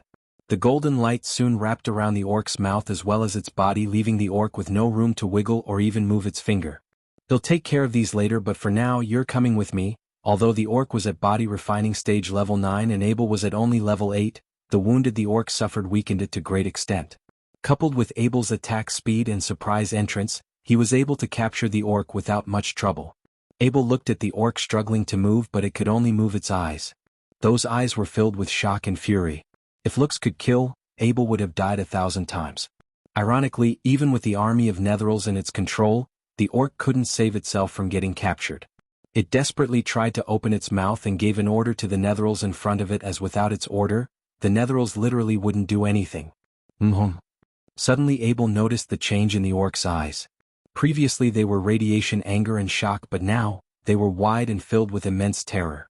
He saw the orc wildly wiggling its body to escape, as Abel could tell the orc's gaze is not on him but on something behind him. Just as Abel was about to turn back, the bonfire doused out as the surrounding turned pitch black. What? In the darkness, Abel saw a pair of red eyes looking at him. With no control over his body, he began to shiver and feel overwhelming fear. Leave, the orc is mine. Abel's heart skipped a beat when he heard the unearthly voice and stumbled back. His meditation to keep himself calm despite the situation started to fail him, as he couldn't stop being afraid of the red eyes before him. Nonetheless, Abel mustered all of his courage to fight his fear and screamed. Soon, the tip of the spear glowed again, and in the light, he vaguely saw the red eye's face. The orc shook its body and fought to escape the light shackles. The skinless face, red eyes, and ghostly voice freaked out the orc and wanted to escape before the red eyes changed their focus towards it. But. Because of Abel's lack of concentration on the shackles around the orc, they became slightly weaker and gave enough room for the orc to smash its head against the tree. Michael, who was in his Lucifer form, was surprised to see Abel fighting the fear toxin's effects. Michael gave Abel the chance to escape, but if Abel decided to fight, he had no problem killing Abel. The orc is dash whoosh. Michael's words were abruptly stopped by Abel's spear throw. Abel was fast, but Michael was faster. When the spear was just an inch away from him, he caught the spear. So you've chosen death. Abel's eyes went wide in shock, looking at the spear helplessly vibrate in Michael's hand. He tried to summon the spear back to him with all his remaining courage, but the spear couldn't escape the clutches of Lucifer. Who are you? Abel asked while trying to crawl back in fear. He tried to see the red eye's cultivation level, but shockingly he was unable to. Death range? Michael knew people like Abel would have something up their sleeve, so he instantly activated the death range, which would make him 35% stronger and faster inside the range. Right after he activated the skill, Michael overpowered the spear completely as the spear stopped trembling. Looking at his weapon surrender itself, Abel knew he couldn't fight the being in front of him. While fighting against the overwhelming fear in his heart with his last bit of courage, he tried to take out the teleportation talisman that Noah gave him. No, you don't. Michael was glad he activated the death range when he saw Abel take out something. Thanks to the death range and the speed boost, he was quick enough to prevent Abel from using the item by throwing the spear at Abel. Poch! The spear soared through the darkness and struck Abel on his shoulder. The teleportation scroll slipped away from Abel's fingers as Michael dashed at Abel to finish the job before he could use something else or Noah and his group arrive. Noah, Will, come, Pulch. Before Abel could finish what he was about to say, Michael took out the spear from Abel's shoulder and stabbed him through the chest. Cough. Abel coughed out blood as Michael stabbed him again. Ding. Congratulations to the host for killing a body refining stage level 8 cultivator. The reward is 6,000 experience points and 8,000 badass points. Ding. Congratulations to the host for killing the ally of a powerful foe. The reward is an epic mystery box. Thud. After Abel died, the light shackles that wrapped around the orc disappeared, making the orc fall down to the ground. Michael gave no time for the orc to act as he dashed at the orc and lifted the orc by its neck. Order them to devour his body. With the help of arch energy, Michael controlled the amount of fear toxin radiating from his suit of armor and let the orc inhale just as much as he wanted it to without killing the orc. The orc could barely breathe as it slowly nodded with difficulty. Eat him. The very next moment the orc uttered these two words, the Netherils came back to life again and swarmed around Abel's body like a pack of hungry vultures around a lump of juicy meat. In mere seconds they chewed through Abel's body and even ate most of his bones. Looking at the few reading bones of Abel, Michael didn't regret his decision to kill Abel a bit because he gave Abel the chance to escape, but it was he who chose to fight and ultimately die. He then turned his gaze back to the orc. You can either die here with him or come with me to live, your choice. Don't kill me. The orc could barely speak these words, and after grinning behind the skull mask, he activated the lightning dash and disappeared from the area, taking the orc with him. Michael didn't stop running until he put a few miles distance from where he killed Abel. He also didn't forget to store Abel's spear in the system store before scanning the spear for any hidden traps. As far as he was concerned, he didn't leave any evidence that could identify him as Abel's killer. Soon, the gates to the Nether Realm would close, and after that, the name Abel would be lost in the time. Michael stopped at a place where he was sure that there's no one around them. He and the orc reached a deserted cabin in the middle of the forest. But Michael threw the orc onto the wall and watched it stand up with difficulty. He stopped using the fear toxin on the orc and let it breathe the fresh air for a change. "What? Are you?" the orc asked and stood on the corner still shivering in pain. You don't need to know that just yet. He wanted to know more about the orc before revealing his identity. Of course, he wouldn't reveal his identity as Ghost. You summoned those netherals to attack River Town. By connecting the dots of controlling the netherals, the orc summoner trait, and the wounds on its body, he guessed the orc might be the sorcerer who was chased by Selena and Alex. "You lie, you die," Michael warned the orc before it could spin a web of lies. The orc stood on the corner swallowing the saliva in terror as it even avoided looking directly into his red eyes. "I just helped my father and brother." The orc surprised Michael with this answer, and by looking into its eyes, he could tell that the orc wasn't lying. "Tell me everything." Chapter 111. For the last couple of minutes, the orc told everything Michael needed to know. According to the orc, he was named Dalar and he belonged to a long line of summoners, a faction called Death Wakers.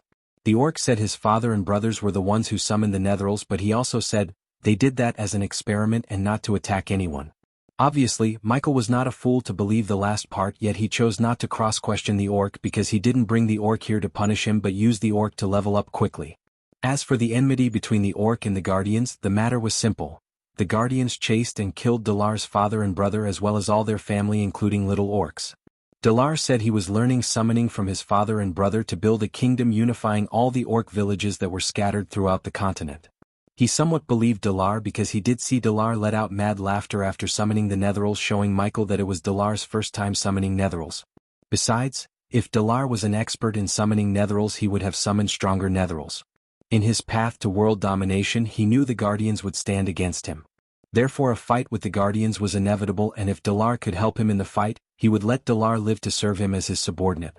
You can't win the fight against the Guardians, you almost died back there, and he was only a friend of a trainee Guardian. Now tell me, Dalar, do you really think you have the chance against the Guardian Guild? Despite their look, Orc was generally an intelligent race, so Dalar could understand the power gap between him and the Guardians.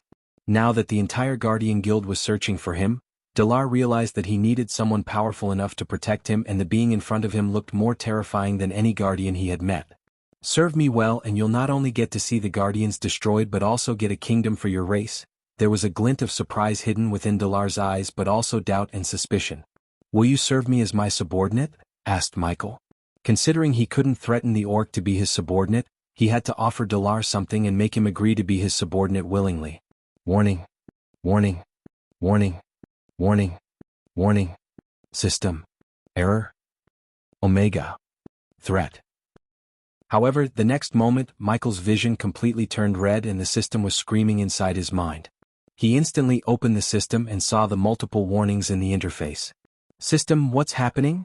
His heart was beating rapidly because without the system his plans and path to domination would take a huge hit. Need 1,000 points to system, reboot. Take it, he didn't think the system was faking it, but it sounded like screaming in pain. Soon after he gave permission to the system, his vision turned blank and the system's interface faded away from his sight. System back online. A few seconds after, the familiar system interface appeared before him and only then he heaved a sigh of relief. What the heck was that? System level is too low to answer the host's question. System recommends the host not to make Dalar his subordinate. Why? System level is too low to answer the host's question. Weird, the system's behavior puzzled him. Dalar was indeed a powerful ally, but he wasn't worth the trouble if making him a subordinate would mess up the system. Although Michael wouldn't be able to see Dalar's loyalty if he didn't make him Dalar his subordinate through the system, he didn't require Dalar's utmost loyalty to use Dalar's summoning ability. However, unlike Gaia, he had to keep Dalar under his sight all day to make sure the Orc doesn't plan anything on his own to rebel or betray him. For that, Michael decided to keep him locked up in the Abyssal and keep him under surveillance. I will, my lord. When Michael closed the system, he saw Dalar stepping forward and kneeling down in front of him. Very good, as he said, Michael bought a syringe and stabbed Dalar in his neck. What dash? You said you opened up a secret portal to come here. Open up the portal again and go to the dark forest border. You'll meet my second in command and she will give you the antidote or you'll die in 6 hours. Dalar stumbled back again and felt a cold chill running through his spine. Do you have a problem? Michael released a small amount of fear toxin to subjugate Dalar and as he planned, Dalar shook his head up and down rapidly after inhaling the fear toxin. No. No problem. My lord, Michael very well knew that if Dalar's loyalty is due to fear, it's not loyalty but fear disguised as loyalty. Yet for now Dalar's fear of him would work in his favor. Now leave, he ordered Dalar when he noticed the cultivation masking function had only a few minutes left before it stopped working and revealed his cultivation level. Therefore Michael urged Dalar to leave his sight because he didn't want to reveal his cultivation level to Dalar. Yes, my lord, because Orc had natural healing ability, the wounds he suffered almost disappeared and Michael did not need to give him a healing potion. Dalar picked himself up and quickly ran away from the cabin to open up the portal and reach the dark forest before he dies. After he saw Dalar disappear from his environmental scanning, Michael also left the cabin and dashed towards the cave. On his way to the cave he transformed from Lucifer to Ghost. The night was still dark and silent when he reached his cave. Inside the cave, Michael instantly opened the system and bought another set of suit of armor for Gaia. The armor was exactly like his Lucifer armor except he asked the system to change the armor to fit her body. He also bought another black mask for her to hide her face. Due to the changes to the armor, he paid extra 1,000 badass points but it was worth the points and he couldn't wait to see Gaia in her new suit of armor. After he told Gaia what happened to Abel and everything about the orc, he opened up the system to see his current stats as well as to see what the mystery box contained which he received after killing Abel. System version 2. 0 host. Michael cultivation level. Body refining stage level 10 experience points. 180000/200000, 960,000 experience points remaining to be consumed, badass points. 26,000 skills and spells. Wind Blast LVL2 Responsive Shield LVL3 Environment Scanning LVL2 Ignitia, LVL2 Lightning Dash LVL2 Energy Devour, LVL1 Death Range LVL2 Techniques. Swords of Destiny 86% Mastery Occupation. Core Disciple of Sunrise Sect The Guardian of Sunrise Sect Lord Lucifer of the Abyssal Status. Healthy Goals. Control the World Rebuild the Order of Death Utility Function. Banker LVL2, Ratio 1000 Gold Coins. 5 badass points, wealth, 685,000 gold special trait, 5-star alchemist subordinates, Gaia loyalty level 95%, base of operation. Sunrise Sect the Abyssal System, open that mystery box. He was excited because the system's gift box would have something extremely valuable or useful to him. This time he wanted a legendary weapon or a new spell. Soon, a grayish box appeared in front of him and trembled before it exploded into millions of tiny pieces leaving Michael stunned. Huh? Where are my rewards? However soon he saw a white spot on his environmental scanning map, just like the time when the system marked the Book of Abyssal during the Phoenix Manor auction fair. Surprisingly, the location was not out there in the outside world but the Nether Realm. A point of interest. I wonder what I would find there. Oh, speaking of locations, the system, can you scan the Nether Realm and reveal me the treasures in here? System level is too low to scan the Nether Realm. But the system can tell you that treasures wouldn't appear during the night time. Bad luck, I was planning to steal all the treasures overnight. Michael sighed thinking that his plan won't work, but still, his unlimited system storage space gave him the absolute advantage over everyone. System, after I killed that guy in the forest, you said I killed an ally of a powerful foe. By a powerful foe, did you mean Noah? System level is too low to answer the host's question. Oh, come on. Can you at least tell me yes or no? The system went radio silent hearing the question, and Michael could only sigh and hope to receive an answer after he upgrades the system to the next level. For now, he decided to let the matter rest as he wanted to go check out the location that the system gave him as a gift. Meanwhile, somewhere else, Noah and his friends were waiting for Abel to return, but they did not know that Abel had just left this world. By killing Abel, Michael started the Age of Darkness as the Dark Lord. How far would Michael go in the path of darkness to achieve his goals? How many innocents is he going to kill in the process of becoming the ultimate overlord of this world? Chapter 112. Stop it, stop it. That is mine. Maisie shouted out loudly and lashed out of the thick forest into a lush grassland. At the same time, a sound echoed from the front. The sound was coming from a puppy that was injured as it limped while it ran. A group of youngsters was chasing after the puppy, and Maisie and Alicia were chasing behind them. However, those youngsters completely ignored Maisie. Instead, a pair of archers turned around and faced Maisie as they knocked their bows and released several arrows towards her and Alicia, all the while maintaining an eye on the puppy. So. At the same time, a pair of cold steel arrows darted in the air and made a whooshing sound as it soared threateningly towards both girls. Shit. Where did these bloody thieves come from? They'll kill you all. Maisie was enraged. Alicia knew she couldn't control this little girl as she decided to let Maisie deal with these guys. Besides, she was more concerned about Abel and Noah who went to search for him. Tightening her fist, she leaped into the air and she charged towards the pair of archers. Their faces turned serious as they retreated hurriedly. At the same time, they shouted out to their accomplices, "Kill them first before we decide what to do with that." The few of them listened to the instructions and hurriedly turned to Maisie in an utter surprise of his skills. A man held onto a sharp spear as he cast a glance at Maisie and Alicia and spoke out in shock. "What the heck? That kid's a body refining level 8.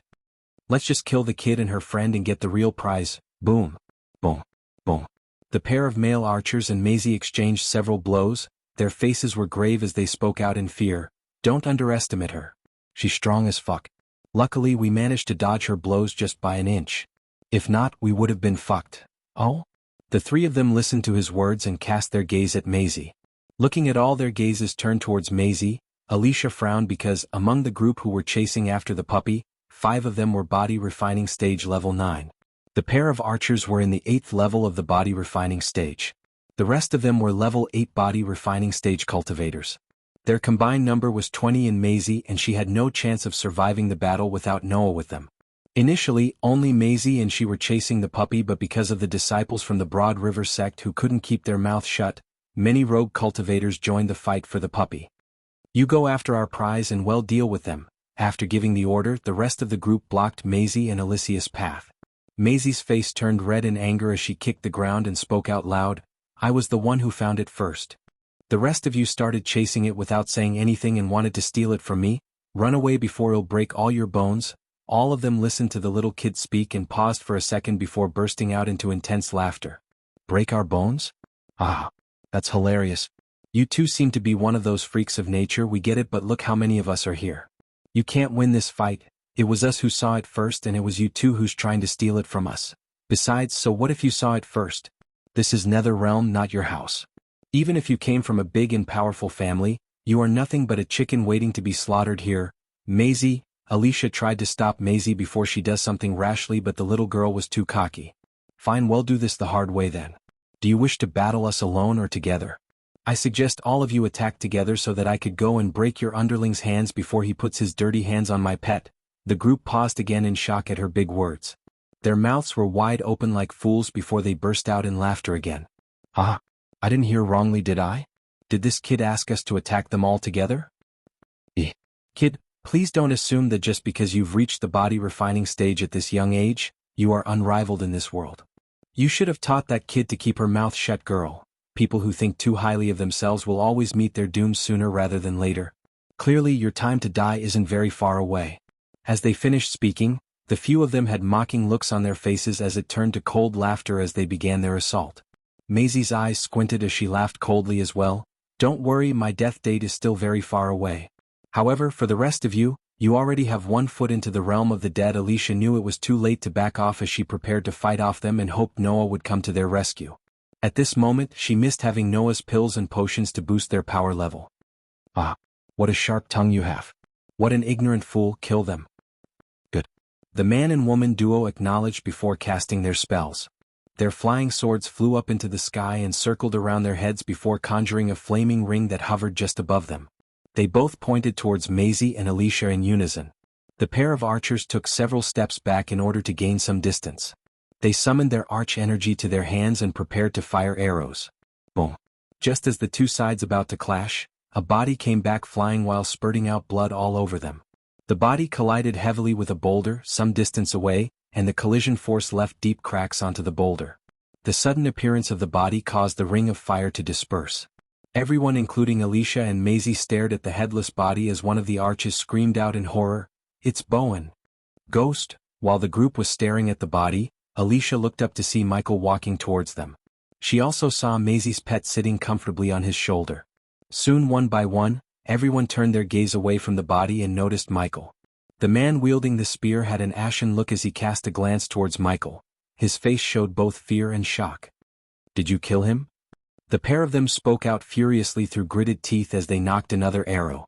Michael's face was bright as a day because he had found it, a little baby dragon. Yes, the puppy they were chasing was not a puppy but an actual baby dragon. Only Maisie and few others recognized it as a baby dragon while many others thought of it as a rare magical beast cub. When Michael reached the system-marked location, he saw the baby dragon crying for help from the clutches of Bowen. The next and the last thing Bowen saw was just a flash of light before his head was separated from his shoulders.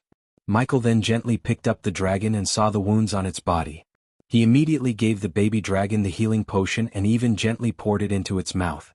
The baby dragon didn't feel any ill intentions from him, and after he cured its pain and made it feel safe, the baby dragon licked his face and wrapped its tail around his neck. Besides, he bought a piece of meat that the system recommended to him and fed the baby dragon on his way to kill everyone who tried to harm his dragon. Surprisingly, more than the healing potion, it was this piece of meat that made the baby dragon love him so much in an instant. "That's mine." Michael suddenly heard a childish voice and looked down to see a little girl raising her fist. Only then he saw Alicia, and although he didn't show any expression on his face, he was surprised to see Alicia. "Let me guess, another heaven-defying genius friend of Noah?" Michael sighed inside as the archers shouted at him again. "Answer the question, did you kill him?" "Are you stupid?" "Of course I did," Michael mocked the archers. His answer and the way he answered pissed off the entire group as the archers released the arrows. However, even before the arrows could reach him, they saw him disappear from their sight. Every one of them froze in shock, and in a blink of an eye, they heard a sword-slashing sound, and the ones who stood beside the archers felt a hot splash of blood hit their faces. Boom, boom. The pair of archers fell to the ground as their heads rolled off their bodies. Ding. Congratulations to the host for killing a body refining stage level 8 cultivator. The reward is 6,000 experience points and 800 badass points. Ding. Congratulations to the host for killing a body refining stage level 8 cultivator. The reward is 6,000 experience points and 800 badass points. The next moment he returned to the place where he stood before killing the archers. "You're dead meat. You dare to kill my Broad River sect brothers. You're finished." The man wielding the spear stopped in his tracks and glared at Michael in rage. "Blood River sect. Holy shit, I'm lucky I was searching for you guys." Chapter 113. Why was he searching for them? Everyone was thrown into a moment of confusion as they looked at each other. Indeed, nobody knew the meaning of his words. Only the man who was wielding the spear glared coldly at Michael and had a faint cold smile on his face. "Searching for us? Well, you drew out attention in a most stupid way." The minute he spoke out, everyone paused to listen before they started to react. "He killed Bowen, what are we waiting for? Damn it, that's our baby dragon. Catch him. Let's show him what would happen to those who mess with the Broad River." Die. In that instant, even without their leader to instruct them, the Broad River sect disciples rushed towards Michael with faces of evident rage. "Stop." However, their steps were halted by Michael's voice, and although he spoke quietly, the arch energy made his voice sound loud. "What?" the spear-wielding man and the archers asked Michael, while Alicia looked at him curiously to see why he asked them to stop. "Why did you scream die before attacking?" All of them were stunned hearing Michael's question, including Alicia and Maisie. Initially, Alicia thought he's going to talk this out because she didn't think he could kill all of them by himself. As far as she was concerned, only Noah could kill them without anyone's help. The Broad River disciples and their lackeys stared at him for a few seconds before gritting their teeth in anger because they thought he was mocking them. "Die. What did I just ask you?" They screamed die again and surprised Michael as he sighed. Diddle diddle. Just like before, his body disappeared from their sight in a form of a flash of lightning. Who is he? Although he's a body refining stage level 10, he can't beat all of them. He seemed familiar. Meanwhile, those who were watching the scene from the distance wondered. Some of them watched the scene with gaping mouths as Michael transformed into a bolt of lightning and charged straight towards the Broad River sect disciples fearlessly. "We are so little." For a few seconds, Alicia and the others heard slashing sounds and saw the bolt of the lightning dash around the disciples before witnessing Michael return to his previous position. The spear-wielding man and the few others saw their friends stand in their running posture like statues, and before they could realize what just happened, their bodies fell apart from within. "You whack. Shit. Ah." Looking at the organs and chunks of body parts, some of the onlookers threw up on the spot while some looked pale. They didn't see Michael swing his sword, but they all now realized that he cut them like a piece of meat and he was too fast to see his motions. Just one move was able to do this? He had killed 10 Broad River Sect disciples in a few seconds and they were all level 9 body refining stage cultivators. Oh, how was this possible? The remaining Broad River Sect members were shocked as their mouths were opened wide in fear. The way they looked at Michael took a tremendous change.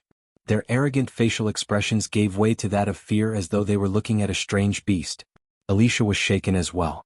She gawked at him, her mouth was slightly opened in surprise and shock. Ding. Congratulations to the host for killing a body refining stage level 9 cultivator. The reward is 7,000 experience points and 800 badass points. Ding. Congratulations to the host for killing a body refining stage level 9 cultivator. The reward is 7,000 experience points and 800 badass points. Ding. Congratulations to the host for killing a body refining stage level 9 cultivator. The reward is 7,000 experience points and 800 badass points. Ding. Congratulations to the host for killing a body refining stage level 9 cultivator.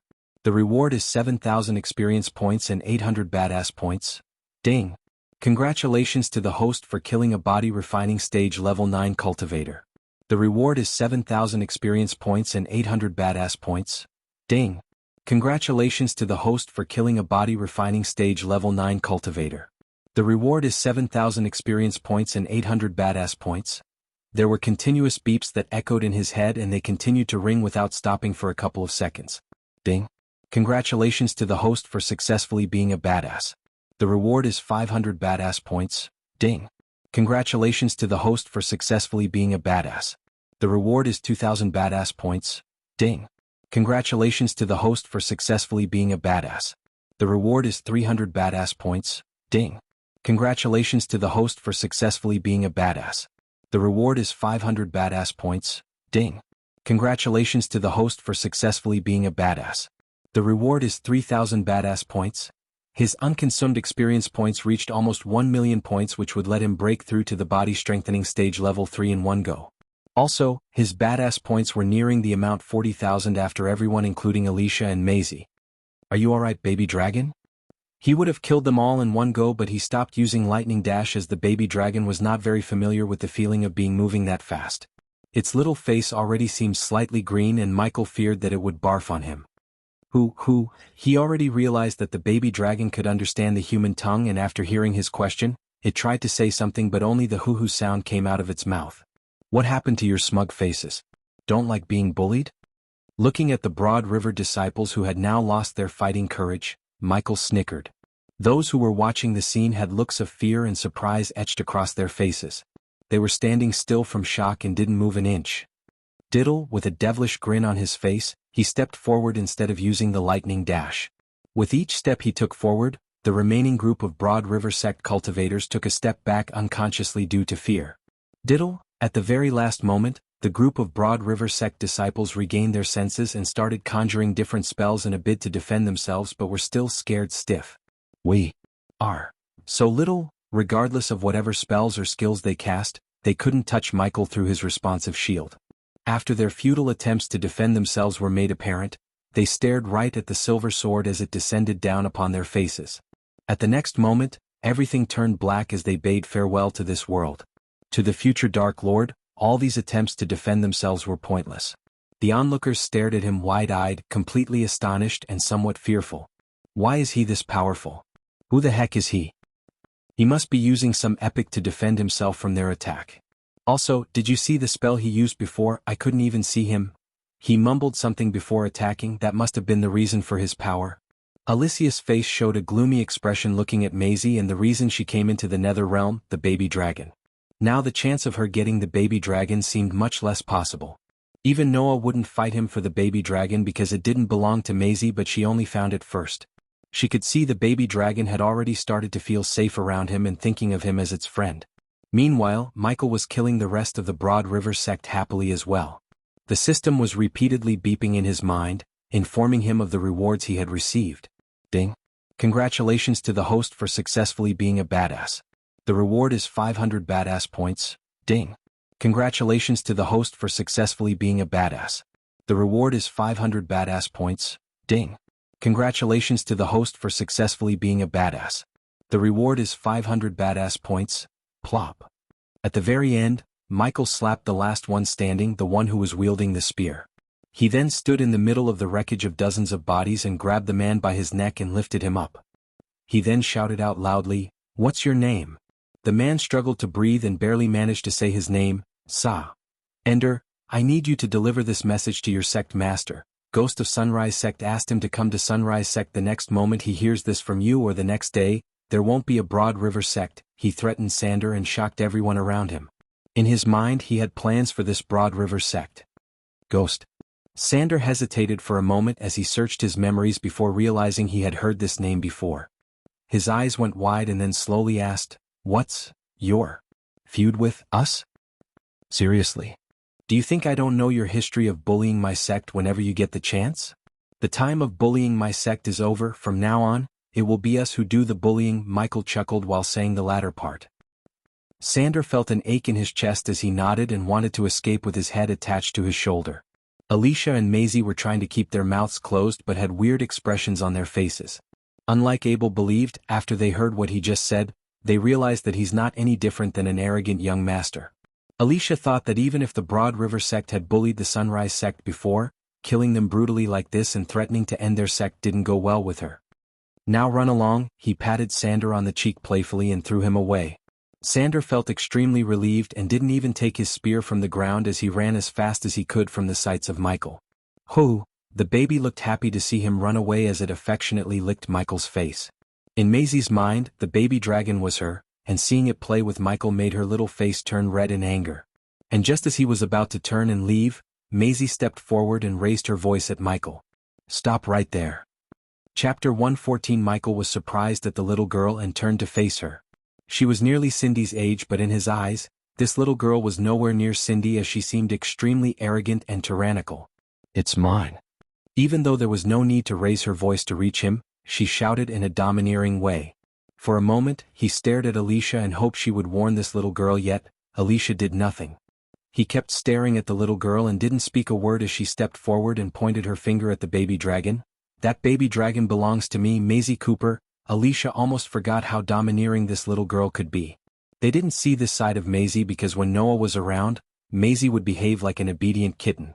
Alicia would have advised Maisie to back off, but she knew how much Maisie loved to have a dragon as her pet, and no matter what she would say, the little girl would not back off and let go of the baby dragon. Therefore, Alicia decided to back Maisie, and if push comes to shove, she would fight Ghost until Noah and Abel arrive. Oh? On the other side, Maisie saw him gently grab the baby dragon and search its body for something. "Ooh," the baby dragon giggled as it felt ticklish when he lifted its wings and examined its body. Maisie and Alicia frowned watching him before he placed the baby dragon on his shoulder again and looked at Maisie. "Nope, can't find your name on it." Many who assumed the entertainment was over now started to believe that the real entertainment has just begun. Many chuckled inside hearing his answer, and Maisie's face turned redder in anger. He's really not putting the little girl in his eyes. The little girl is crazy. He just massacred a group in front of her eyes and she still dared to raise her voice at him. She's either too stupid or belongs to a big power. Let's just wait and see, the onlookers murmured looking at him and Maisie. "Give me my dragon before I make you. Do you think I'm afraid of you?" Maisie palmed her fist and looked like she was ready to fight for the baby dragon, which only made Michael chuckle. "You should be afraid of me if you think you can take the baby dragon from me." He didn't raise any killing intent or looked cold but said with a calm face, "Ding. Congratulations to the host for successfully being a badass. The reward is 800 badass points. Ding. Congratulations to the host for successfully being a badass. The reward is 300 badass points. Ding. Congratulations to the host for successfully being a badass. The reward is 200 badass points. The system suggests the host challenge Maisie and get the Ring of Fire. He ignored the badass points notifications, but when he heard the last notification from the system, he momentarily opened the system and read it again to make sure he heard right. Ring of Fire? Is it a legendary class spell? His eyes glistened in excitement as he saw a blue description box appear in front of his eyes. Spell name, Ring of Fire effect. Creates a shockwave of flames and a ring of fire around the caster for a short amount of time. Upgradable. Upgradable through mentor function current level. Rare. The spells from the system had no current level stat, and unlike the system bot spell, he wouldn't be able to unleash the maximum potential of the spell right out of the bat, but he had to pay badass points as well as practice or use the spell more often to unleash the spell's maximum potential. Although Michael preferred not to hurt a little girl like Maisie, it didn't mean that he won't teach her a lesson and in the process, get the ring of fire from her by exploiting her arrogance and her yearning for the baby dragon. So you're ready to fight for the baby dragon? Michael quickly asked before she says something wrong and cross his limit. Yes. Alicia noticed a grin hiding behind Michael's face and frowned, thinking that he's planning something. Since I don't like bullying little kids, I'll make you a deal. If you can make me even take a step back, I'll give you the dragon. But if you couldn't, you have to give me something as valuable as this baby dragon. Tell me, little girl, do you think you can do this in one move? Don't worry, I won't move or fight back. By calling her a little girl, he flamed the fan of her arrogance. No one except body strengthening stage level 7 cultivators could touch him through the responsive shield. Maisie was only a body refining stage cultivator, so no matter how hard she tries or the level of spells she uses, she wouldn't be able to even move him an inch, let alone make him take a step back. Maisie gritted her teeth and tightened her fist, looking at the grin on his face. She wanted to knock his teeth out and prove him wrong by sending him flying back. Maisie, don't hold back, use your strongest attack. Alicia bent over to reach Maisie's ears and advised her. During the Phoenix auction fair, she saw the battle between him and a group of youngsters. It was not even a battle but a one-sided massacre, and she knew about the light blue shield that protected him from their attacks. They couldn't even touch him through the shield, but Alicia knew Maisie wasn't like those youngsters. Maisie was blessed with the innate talent that makes her stronger than anyone in her cultivation stage. Although Alicia doubted Maisie's chance of winning the fight against Ghost, she believed that if Maisie used the Mystic Fist skill, Maisie could break the shield and make him take a step back. The Mystic Fist was a spell that let Maisie conjure a fist made of pure arch energy, and after Noah made some changes to the spell became stronger than it was. I broke many faces of people who underestimated me. Your face will be the next on the list. Maisie puffed out her chest to show her courage and exclaimed proudly and in Michael's eyes, arrogantly. This is a rare class spell. I'll place this as the bet. System, is that the Ring of Fire spell? Scanning. Yes. After hearing the confirmation from the system, he smiled and stroked the baby dragon's face while it showed a troubled expression on its face. The baby dragon worried that he might lose the bet and give it to the little girl, but the smile on Michael's face reassured the baby dragon. Alicia took the spell scroll from Maisie's hand and made her way to the middle to be the judge of this bet. Since Michael made sure that no one can take away the baby dragon from him by paying the system 5,000 badass points, he handed over the baby dragon to Alicia without fretting about her escape with his dragon. He almost felt bad for them because yesterday he killed their friend, and now he's going to take what the little girl desires the most, the baby dragon. Plus, he was going to take a rare spell scroll from her, like taking candy from a baby. Ooh, the baby dragon reached out its claws and cried while he was handing it out to Alicia. Get tough, baby dragon, I'll be over in a moment. Michael patted the baby dragon in the head and said. The onlookers were surprised to see the baby dragon stop crying after hearing Michael's words. He's so lucky. Why didn't I get a baby dragon? What a majestic creature. One of them is going to have a fully grown dragon as their pet in the future. I can't even imagine it. Be glad that you didn't get a dragon. The one who's going to end up with the dragon is in for a ride when rogue cultivators and adventurers hear about the baby dragon. If you ask me, neither of them can protect the baby dragon and raise it as their own. Many powerful families and sects will try to get their hands on it. Michael heard these conversations going around him and agreed with some of them, but he didn't worry about someone stealing his dragon, because if anyone tried to harm the baby dragon, the system would raise an alarm and teleport the baby dragon to either Abyssal or S special storage unit of the system. Of course, he had to pay 5,000 badass points per 6 months to keep this function activated, yet compared to the baby dragon, 5,000 badass points were not too much. You can't fight back, and if you take even one step back, the baby dragon will go to her. If not, the baby dragon and this spell scroll belongs to you. Do you agree? Alicia coldly asked Michael as he nodded, and then she looked at Maisie to see her give a small nod. Remember, she has one move, Michael calmly said, and Alicia could only nod and hope that the Mystic Fist would let Maisie win the baby dragon. Let's see what you got, little girl. Chapter 115. Because of the drama and curiosity, many people stepped closer and curled Michael and Maisie. Michael was happy to see the crowd around him and expected to receive at least 2,000 badass points by impressing these crowds. On the opposite side to Michael, Maisie let out a cold snort and closed her eyes to conjure the arch energy to use her strongest attack, the Mystic Fist. Although Alicia advised her to use the Mystic Fist, the main reason for her to go with Mystic Fist was she wanted to humiliate Ghost, who was said to be on the same stage as Noah. She wanted to prove Abel and everyone wrong by defeating Ghost, and in her mind she really believed that she could win this bet and defeat him. Ever since she started cultivating, she never lost a battle. Zizi. Just a few seconds after she closed her eyes, the onlookers felt the ground slightly trembling and heard an unearthly humming in the air. Soon, their jaws dropped and their eyes went wide as they could in shock, looking and feeling the pure arch energy that's being gathered around Maisie. Alicia was not an exception to this, as she also seemed amazed by the spell. Holy shit, is that an epic class spell? Yes, it is. I heard only someone from the Cooper bloodline can use this spell. Can he really withstand this attack? He did say he won't move or fight back. This spell seems like it could kill even a body-strengthening cultivator. Look. The fist is taking shape. Michael calmly watched a huge fist made out of nothing but glistening silvery arch energy appear above Maisie's head. The fist was tall as a coconut tree and as wide as a couple of buses lined up, and it grew bigger by the seconds. However, there was no fear in Michael's eyes but excitement, because the more powerful and fancy the attack, the more badass points he would get after defending himself from the attack. Also, he was laughing out loud inside, looking at Maisie and Alicia's face, because, unlike their expectation, the fist wouldn't be even able to touch him, let alone sending him flying back. Hoo hoo hoo. The baby dragon, however, sensed the overwhelming power of the fist and cried and tried to claw its way out of Alicia's hands to Michael. Looking at his scaly fried being terrified by the spell, Michael turned and winked at the baby dragon to reassure it. The baby dragon seemed to have calmed down a bit as the fist reached its full power. The fist now looked gigantic, and it almost reached the size of a 3-story building. The Mystic Fist was only able to reach this potential because of Noah, who did some changes to the spell and unlocked its full potential. Of course, the downside of these changes was the time it takes to cast the spell. Since Michael said he won't fight back and gave her the time, Maisie didn't worry about the casting time. The very next moment, the little girl opened her eyes and looked extremely domineering in many eyes. Alicia stepped back a few meters in case the aftershock was too powerful and pushed her away. Let's step back away. Many people thought the same and rushed back away from Michael and Maisie while not taking their gazes away from them. Are you finished? I have places to be. Maisie's body shivered in anger seeing the calm and careless look on his face. Why is he so calm? If he's acting like he's cool, he's the damn best actor I've seen. I don't think he's acting. Shut up and watch. If I cannot wipe that smile off your smile, my name is not Maisie Cooper. She shouted as loud as she could and sent the fist soaring towards Michael. The gigantic fist let out an ear-piercing howling sound.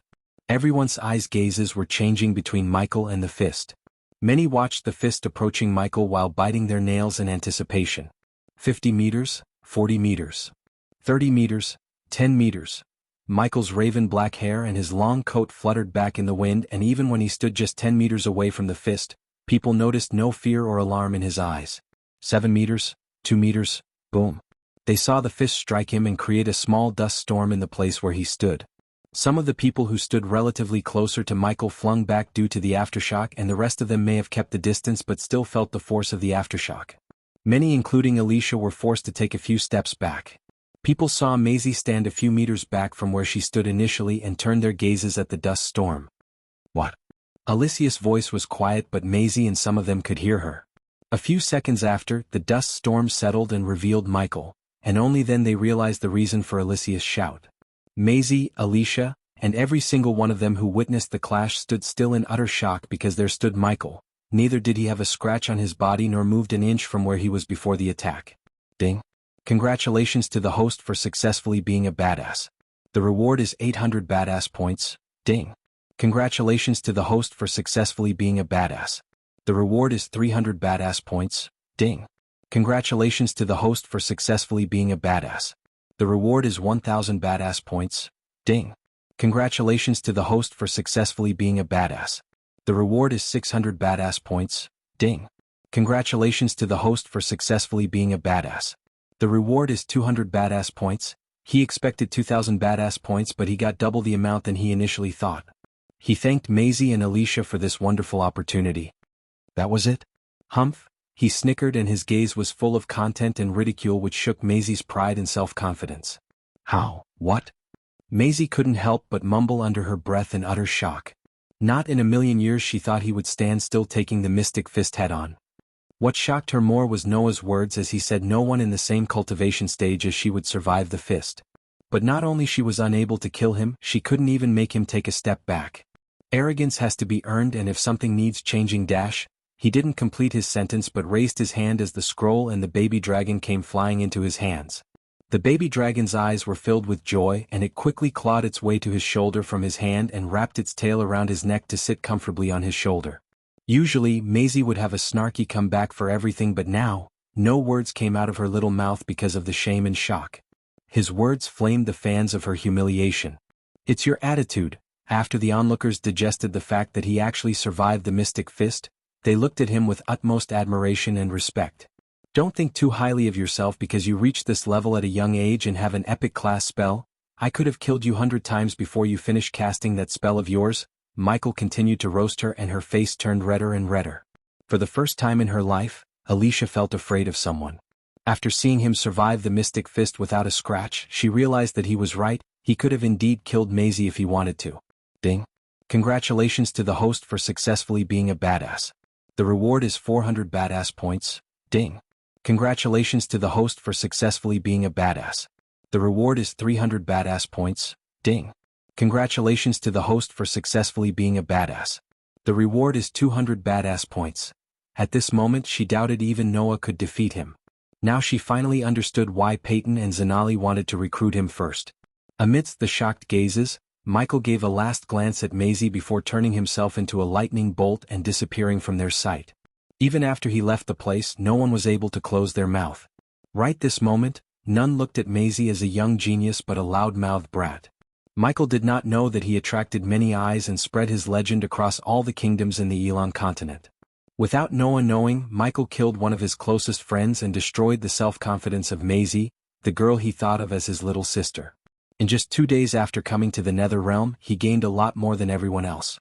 First, he obtained most of the herbs in the Sky Garden, and then he gained a contract to supply pills and potions to Aragoth, and now, he got what he wanted the most ever since he came to this world, a dragon. Besides, he gained a new underling, but who knows what the orc hides beneath his ugly face.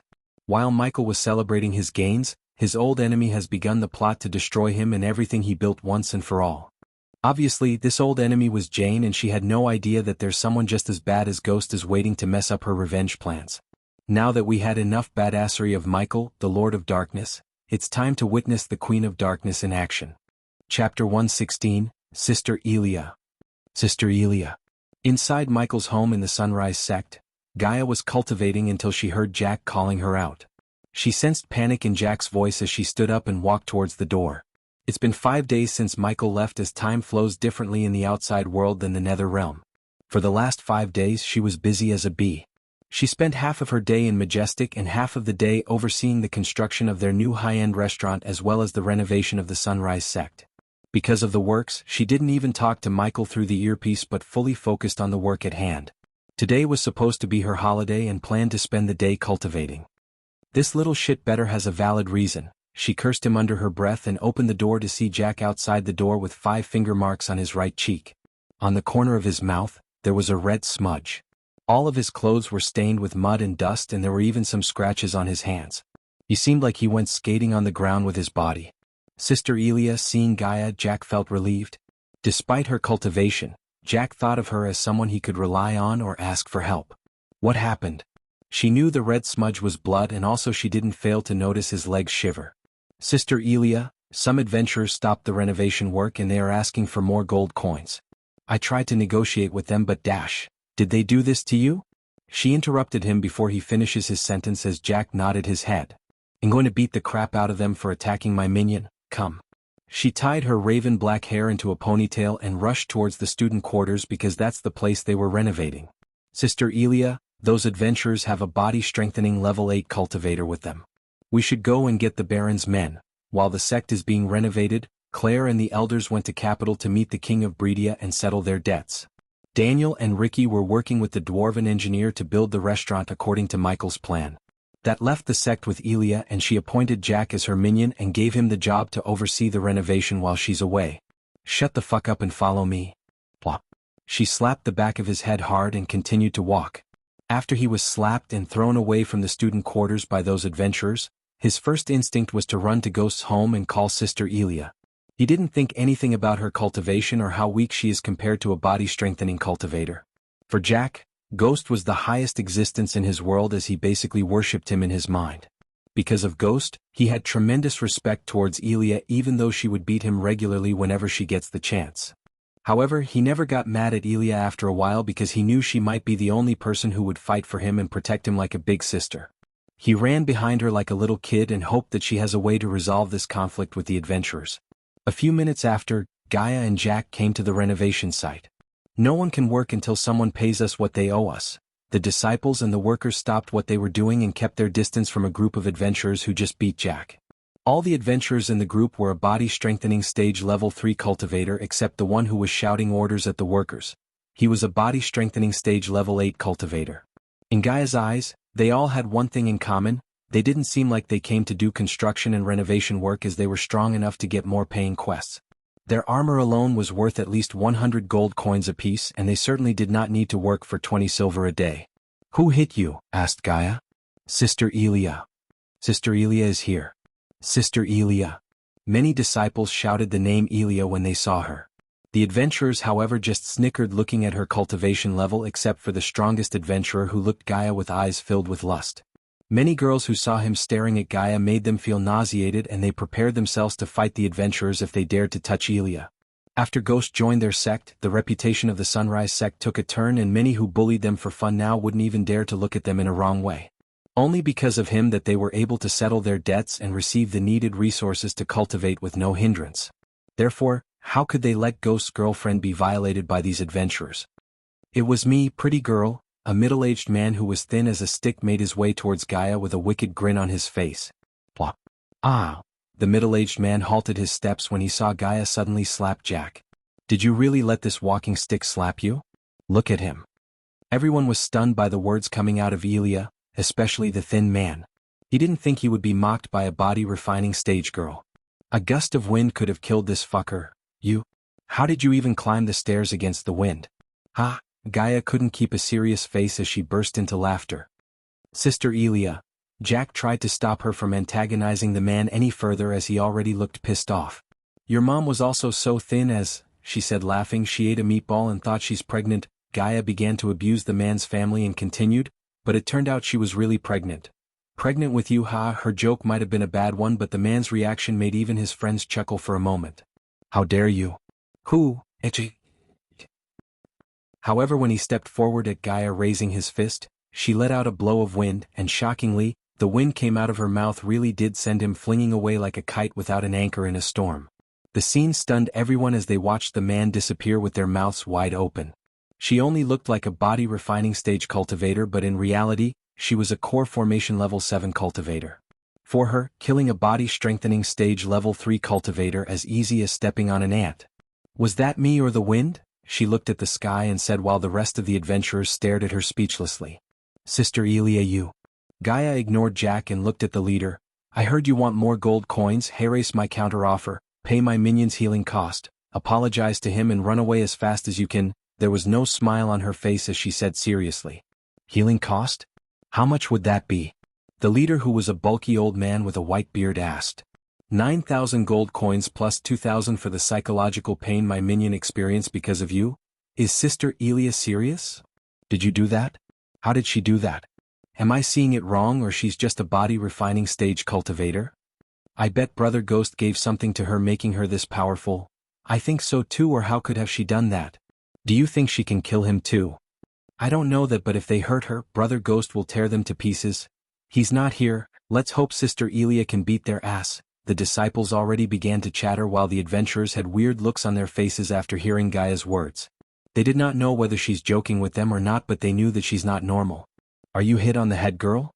I don't know what you used to do, what you did, but dash." "Ah, no buts, you either do what I told you or die." Gaia interrupted the leader with her words, and seeing the careless look on her face, the leader glanced at the man on his side as he stepped forward to take care of Gaia.